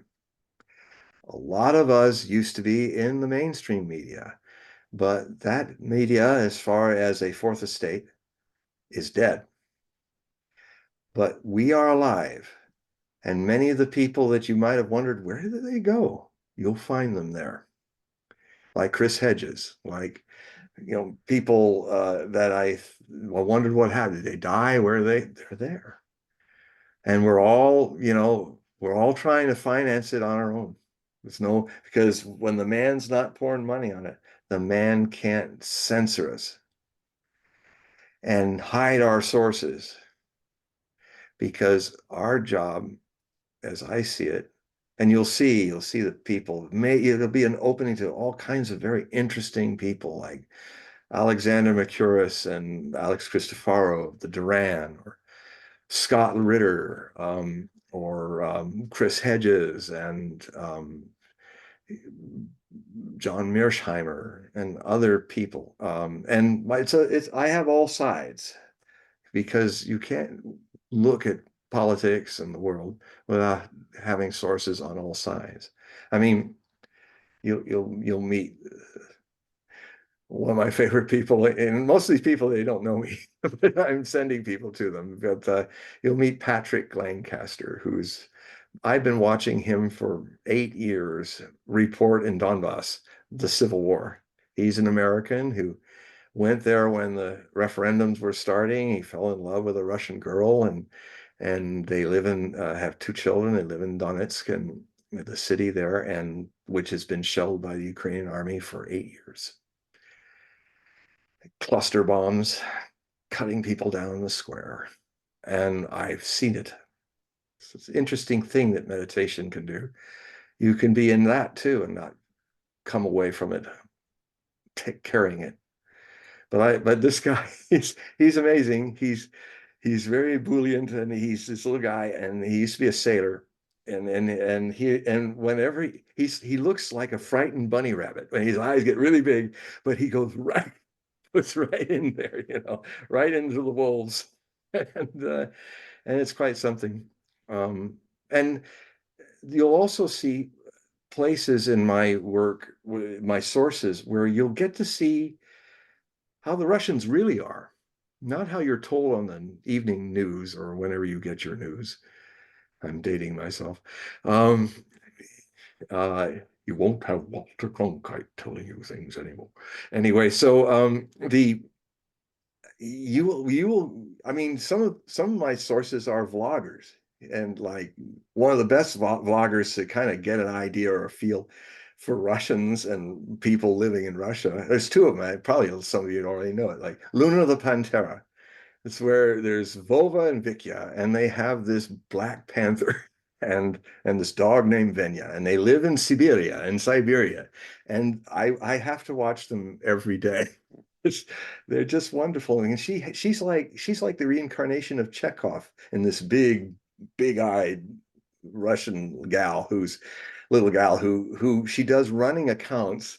I'm learning a lot of Russian listening to her because there's subtitles, but she'll say something really funny, like you'll see Venya's eating snow in this vast tract of snow where they live. Oh, there's Venya, she's saying in Russian. She's doing her little bit to bring the spring. Just eating the snow. It's like she's like Chekhov or something. That's the other thing you find out. Even the garbage man knows his history and knows his literature. They are very literate people. I mean, in the middle of when Patrick was in the fighting in Mariupol, he was in that a lot, and that was really something. One of the first big battles of this in 2022, when the Azov battalion was terrorizing this Russian city that was in Ukraine, and the and there's bullets flying, and suddenly they ran in between all this bullets flying around, and he stops where there's some cover, and there's this guy walks up and he says, and he's a retired general. And he's like, yeah, well, and then he's just, he knows what's going on in the world, like any American would, It's like a lot of times it was like a variation on Dostoevsky characters, they're a bunch of characters, the Russians, very interesting people. And they have a quality of soul that is unique to them. And if Americans knew what I knew about them, we would be friends. Really, the Russians and Americans should be brothers and sisters. They're really, that we're not. It's really perverse because they're real people too, and they are not out to play evil Putin, the guy who's Dr. Evil and all that. That is so infantile. You're not children. But your government and your all the people that are trying to kind of shape you, they don't respect your adulthood. Um, and uh, and if they succeed, you will all die in a thermonuclear war that your country created, and Europe, not the Russians. They don't want to do that. They've seen what it's like to lose 27 million people. They saw it with when the Western people under the Axis alliance invaded Russia, and they killed all those people in 3 years. They still have the scars from it. So when they see the Europeans massing like Napoleon again, like our little fellow with the mustache, and his NAZI alliance of half of Europe when he was going in 1941, if they do the Napoleon, they do the Hitler. I said it. They do NATO, the the defense alliance, which has already broke its charter twice when they bombed Serbia. That was absolutely illegal. They should have, out of shame, broke up NATO because they lied to themselves. That was a war of aggression. Libya is not even in Europe, in the North Atlantic region, and NATO went there, promised that they would control any side that was doing any attacks on civilians, but made a decision just to bomb the Libyans that were with Gaddafi's, the Tripolitans, destroying the place. So they chose a side, and Libya is a destroyed nation. It used to be in Vietnam, this evolution of the military industrial complex used to start with, well, we had to destroy that village to save it. Well, we've evolved that maxim to, well, we had to destroy that country to save it. And if we don't break this habit of the war business, folks, before we're dying of radioactivity, those idiots will say, well, we destroyed the world to save it. So, but the good thing is people are waking up. Lines are being crossed even in a world where people are being dumbed down. What's going on in Gaza is awakening the world. And a whole lot of people, a whole majority of the Jewish people of this world are not siding with the Zionists in this. And as many as all the Europeans, the majority of Europeans were not siding with the NAZI's Europeans in the last World War. So, so it's a, so, and the other thing too is you're seeing signs of revolution in a good way. All the farmers are getting it, that whatever this globalist thing is about, it's about destroying, in the name of global warming, destroying a certain civilization so that they could supplant it with their own. And I never thought that it was really, I was skeptical of this for decades, but it's true. What it is simply another bunch, in this case, uh, Klaus Schwab is like another, another without the mustache. Uh, he's, he's one of these people, a German up in the Alps, just like Berchtesgaden, in his own little Swiss chalet, even though he's born in Germany, who has this idea in Davos that, you will eat the bugs, you will own nothing. I mean, nothing, and you will be happy. Well, they're cartoon characters, but they're really serious about this. And Mr. Gates and all that, and the things he's doing with pseudo food and all that. It's the there are people that want to do a very tricky world war and use us as the dupes. But if you start um, relearning your rights that you have not been taught for 2 or 3 generations. My high school, and when I was in 1974, graduating from high school, the following year, year or two after that, my high school stopped civics classes, and it started to roll all over the country. That was a way to dumb you all down and not. You have a part in your democracy. You don't just vote for people and forget. Otherwise, you get on either side, Republican or Democrat, you get the governments you deserve because you've been trained not to do your part. This is Lincoln said. This is this is of the people, by the people, for the people. I might have gotten the sequence wrong, but it's like it's you people, not your government. It's not by the government, for the government. And so you have to go read your constitutional rights, memorize them. And there's a few people out there that are very good. Dennis Kucinich is a constitutional champion, who might be a congressman again, come around this new time. He found a way to find a district to be a congressman when they could only take him out by erasing his district so that he wouldn't be there as a thorn in the side of people who would like to just make rules on their own rules, not the Constitution's rules.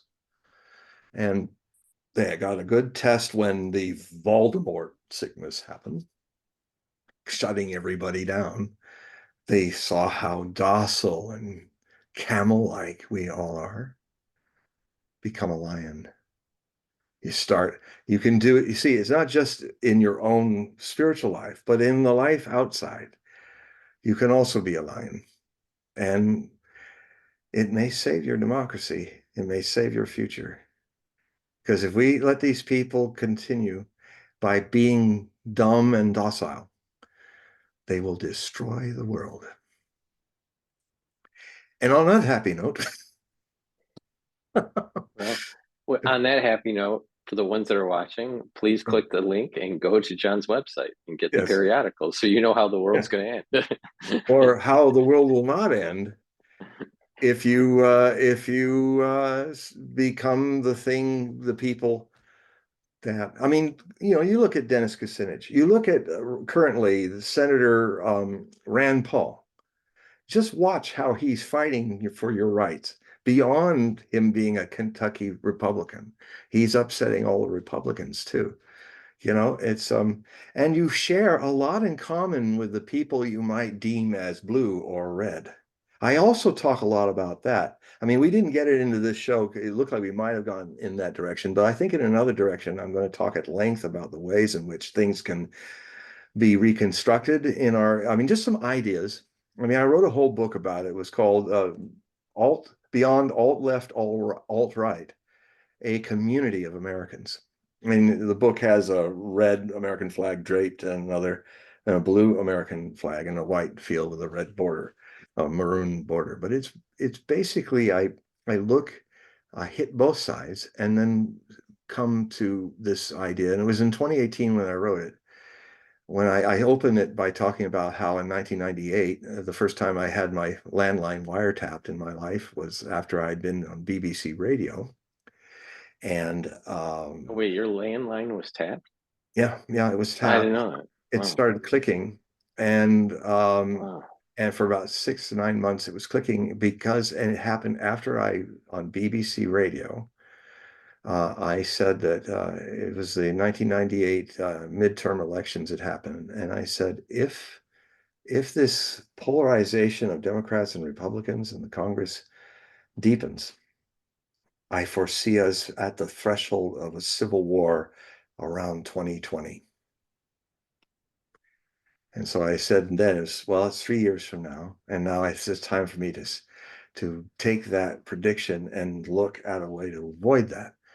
And so I talk about how the concept, I go into essays about the concept of a party is by its very nature a polarizing concept. And I talk about how the founding fathers were the thing that terrified Jefferson and George Washington and Adams and Abigail Adams, um, was was if people would form parties. Because a lot of people probably don't know, because you didn't have your civics class. Probably a lot of you probably assume that the two-party system is in the constitutional law. It's not. There were no parties when the United States started its republic, and they were afraid if parties ever came, it would be the end of the republic and democracy, because special interests, and they literally spelled it out back in the 1780s. They were spelling it out exactly what's happening as to us now, and my book shows that. And then I talk about how because of air travel improving, what was lost when Democrats and Republicans had to spend a good portion of their time living in Washington, D.C., they lived as neighbors. They might fight tooth and nail on the floor of the Senate or the Congress, but then their kids knew each other. It was like a community. Everybody knew each other. They'd go to barbecues and things, and they used to leave that all in the Capitol building, leave that all in the White House, and they would be friends. So they created human relationships, human community connections. They were not polarized like our people. And one of the things that caused that, which I write about in this book, is when flying became so efficient that you spend 3 days in Congress and then you go back to your folks in the state where you live. And what happened was the community was lost. The other side of the bench became strangers. Your kids didn't play with their kids. And just simple human things like that is how this thing got really messed up to the point of civil war or needing a new revolution, which could happen in the next few years. It's a potential. Hopefully it'll be a peaceful Jeffersonian revolution. But anyway, so that happened. Then I talk about in the end is what's needed is if it were up to me, I would make any party illegal. They would be banished from the political world of Americans because parties are by nature dividers, tribal. We are the blue people. We're better than those red Americans and that we fly over all the time. And the red Americans go, oh, those are the woke and this and that. And so it creates tribalism. It creates the blue and the gray of the Civil War last becomes the blue and the red if we don't find a way to drop the concept of political parties and start to adopt the concept of political communities. Because a community, by its very nature, like I live in a little village of 1,000 people, an island in Pacific Northwest, and we all know each other. We all, doesn't mean you won't disagree with your neighbors. But the thing about community, it's different from a party. A party is all or nothing, my way or the highway. We're going to rush you all out of power and then we'll do what we want. But if you do that in a community, it's destroyed. You'll be lost of house, home, water, food, business, friends, all lost. So if you're in a situation where the stake is it's in your DNA in a community situation that you gotta find common ground with somebody who's blue or red in your community or another color or something like that. And you can start by doing just asking and communicating with people. I've been around in reds. I'm in a very deep blue part of the island here, with the island where I live, in the south end. But I've often in my travels, I've gone to Texas, I've gone to Arkansas, I did a convention there. And I actually had my eyes open. I would say that the people who are in red states are more open to hearing opposing views if you're respectful. If you don't come in like holier than thou and start puritanically going, "You're a red state," they'll roll their eyes and walk away. Um, but I've found it's easier to talk to people in red states about difficult political issues than it is in my own village. They just when I wrote my Trump book, my first of the three, and I thought I wouldn't have to make the third one, but it's a good chance I might have to write the third and final Trump trilogy book. And I started the book talking about how I was walking down. I mean, this new book, I'll do it more, but I used to walk after. They all know that I'm, protect and do this stuff in my town. And they're all saying, "Well, John, what's going to happen? Trump won. What's what?" And and then when I told them, well, because of Trump's nature, because of he's a very unique character. I mean, his astrology is he's deep. He's actually a very complicated guy. And he has this ability to, and I didn't vote for him. you know, he has this ability in his astrology, that if you throw negativity at him, he's a mirror. It bounces immediately right back on it. And you had such obvious signs of it. Look how he went through Jeb Bush. Oh, you don't have any energy because he's got this innocent, precocious 8-year-old inside of him. Oh, you're fake news. Um, all true. I worked for CNN. It's as fake as it gets. And I also debated Sean Hannity and made him go, sometimes on Fox, so until they banned me because of my prediction about the towers falling that I made 6 years earlier. And their response was, rather than to bring all the people together in that show and figure out what we got right and what we got wrong and then see what's coming next, their reaction, Mr. Ailes' reaction was, "Tell that Hogue he's blacklisted." So they didn't tell me. So I didn't know for 2 years until I finally found out, but that why they weren't calling me anymore. So the if you can, you will find, if you can just understand and respect the need of people have different views, and that's what makes our country interesting. And it's always been a vibrant debating country, and sometimes we've even gone to civil war over things that we couldn't agree upon. But there's really so much that we share in common with the other side, that if you start with the low-hanging fruit. You start with things like, yeah, we need a sewer system. Yeah, we gotta find a way to make it fiscally responsible and not some big boondoggle making our.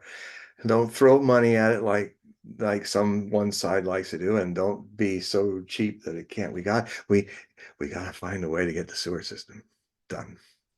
You know, we gotta, law and order is an important thing. Look what happens in cities that have defunded their police. They're becoming places where gangs are going in. Seattle's like this. Whole business areas are leaving downtown. If you watch X, you'll see it. You'll see the daily stuff of it.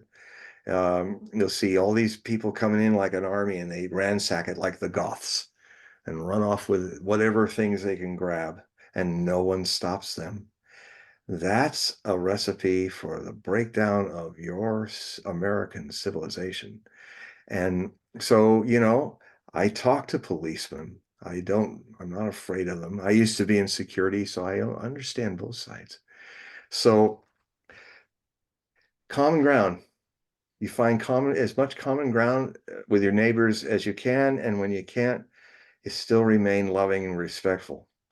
And you don't preach, you live by example. That's why the whole world is turning away from our country right now, because now they have an option. They don't use the US dollar as a reserve currency anymore. That's going away. When the US could keep everybody under hostage that way, they could walk into any country and say, don't do as I do, do as I say. And the whole world's been under this for a long time, and now they're free of it. And this is one of the least things, the most important thing you ought to know is that your dollar is no longer controlling the world. And so that's leaving in a few years. So, and the reason is that you have not lived by example. The neocons in their first manifesto after Cold War terrified them, and they had to find a new war business model, a new Cold War. They started right after 1992 when the Soviet Union collapsed, and Dick Cheney and Paul Wolfowitz wrote these. I write about these things in a lot of my books, these manifestos. And they said, oh, you'll hear people say, like John Adams, that, you shouldn't go out fighting monsters and you should not like force yourself on others. But they go, why not? So, and, they were arguing the idea that you don't live by example. They literally were saying, no, we don't have to live. We just make everybody do what we say. And we don't live by example. You're not going to be the city shining on the hill anymore that people want to go to. You're not going to want to see the Statue of Liberty when you're coming through. We're going to tell you the way the world is, and if you're our enemy, you're in trouble. And as Kissinger said, and if you're our friend, you're dead. So these are the kind of monsters that we, by not well, as being so busy with our own lives, understandably, we got our lives to live, but these people know that, and that's our weakness. And they pulled out all the civics classes so you wouldn't know your rights. And so one way to cure a situation is you got to own up to your part in it. You can't just blame it on the other, because that's disempowering. Now they may have all kinds of problems that make them bad and stuff like that. But if you're in an interaction with them and it's toxic, what are you bringing into it? If you don't go there, you will not empower yourself to find solutions. Oh, it's his fault, and I can't do anything about him but try to vote him out. That's disempowerment talking. And they play you both sides of this two-faced storefront called the corporate deep state party. It's donkeycrats and it's Dumbo publicans. It's just they're just storefronts to con you in, neocon you in, basically. You gotta own up to it. It's okay. We make mistakes. That's the only way we grow. But if you deny your mistakes and blame it on the other, you deserve exactly the future you will get. Well, we'll leave it at that, John. I tried to do an upper note, but it's not an upper note. It's the truth, and sometimes the truth has to happen. I contend it's the truth. You may not. That's okay. But at least people say that don't. A lot of people who read me say, "Well, I often find it uncomfortable to read his stuff, but I like that he makes me think and feel." So I hope I can do that for more of you, and you interact with me, and then that'll help me communicate better as well. Right. So just another reminder, the ones that are watching, please click the link. That'll take you to the website for John, and you can order his periodical and set up a reading. That's a one-on-one, and he'll go into details with your astrology, and you do, what was it called, the cards? What was the cards? Tarot. The tarot cards. Yes, I use the Osho Zen Tarot deck, and it's a very popular deck. And I know Mahadeva Padma, who created it, and it was inspired by my master. So it's an amazing deck. Lots of fun. Yeah. So I have done it. I've known people that have done this. So he survived. I survived it. And so I do recommend it. So please click the link. It'll take you to his website, and please buy his periodical. So John, thank you for coming onto the channel, and Thank you. Yeah, I love you all. They all love you too, John. Even the ones that hate me. That, well, in fact, you know, the thing is, I mean, the people. I'll finish with this story. I did it before, but it's a Sufi story. It's a really great Muslim Sufi story. You know, the guy was Sufi had a disciple had a father who was really didn't like his master, but the master said, "I've just finished a new book of thoughts on the Quran and all that. Will you give it to your father and tell me what happens?" And so he goes dutifully to the father and hands him the book. And the father goes, "What is that trash? You're not gonna put it in there. I hate him." And he went to the street and threw it in the piss and shit in the street, you know, and get away. So he walked back, and what the mother still hold the father and said, Father, calm down. You've got to be more humane. You know, people have their opinions, and you shouldn't try to suppress and be violent about that." And so he went back, and so the master said, "So what happened?" Well, you were right. My father got really angry, and he threw it in the shitty street, but my mother, she really came. She came and was trying to convince him not to be that way and be more civil. Master goes, "There's nothing I can do for your mother. There's just nothing. But your father, he's so angry that anger turns to love. Look what happened to Paul on the road to Damascus. You know, he was out to kill Christians. He had been killing them for the Roman government. And then he was so hateful of them. Hate can turn into love. Yeah, it's always dangerous when people really get hateful. So look out. Any moment, the littlest thing might turn you into a love bunny, you know. And so there's a weird psychology about it. The thing you hate, you are. It's something you haven't reconciled in yourself. And then if triggers, if it's a stroke on the road to Damascus, not a stroke, a heat stroke on the road to Damascus, well, that was a trigger, and he completely turned him around. So the father, he said, he could possibly be my disciple. Your mother, it's too late. She's too wishy-washy. Okay. So what we're gonna do is you have to do your bye-bye with the audience. Bye-bye. Okay. All right. It was or as Vikia in the Luna of the Pantera says, bye-bye in Russian is poka poka. Right, poka poka. All right. So let me stop the recording here.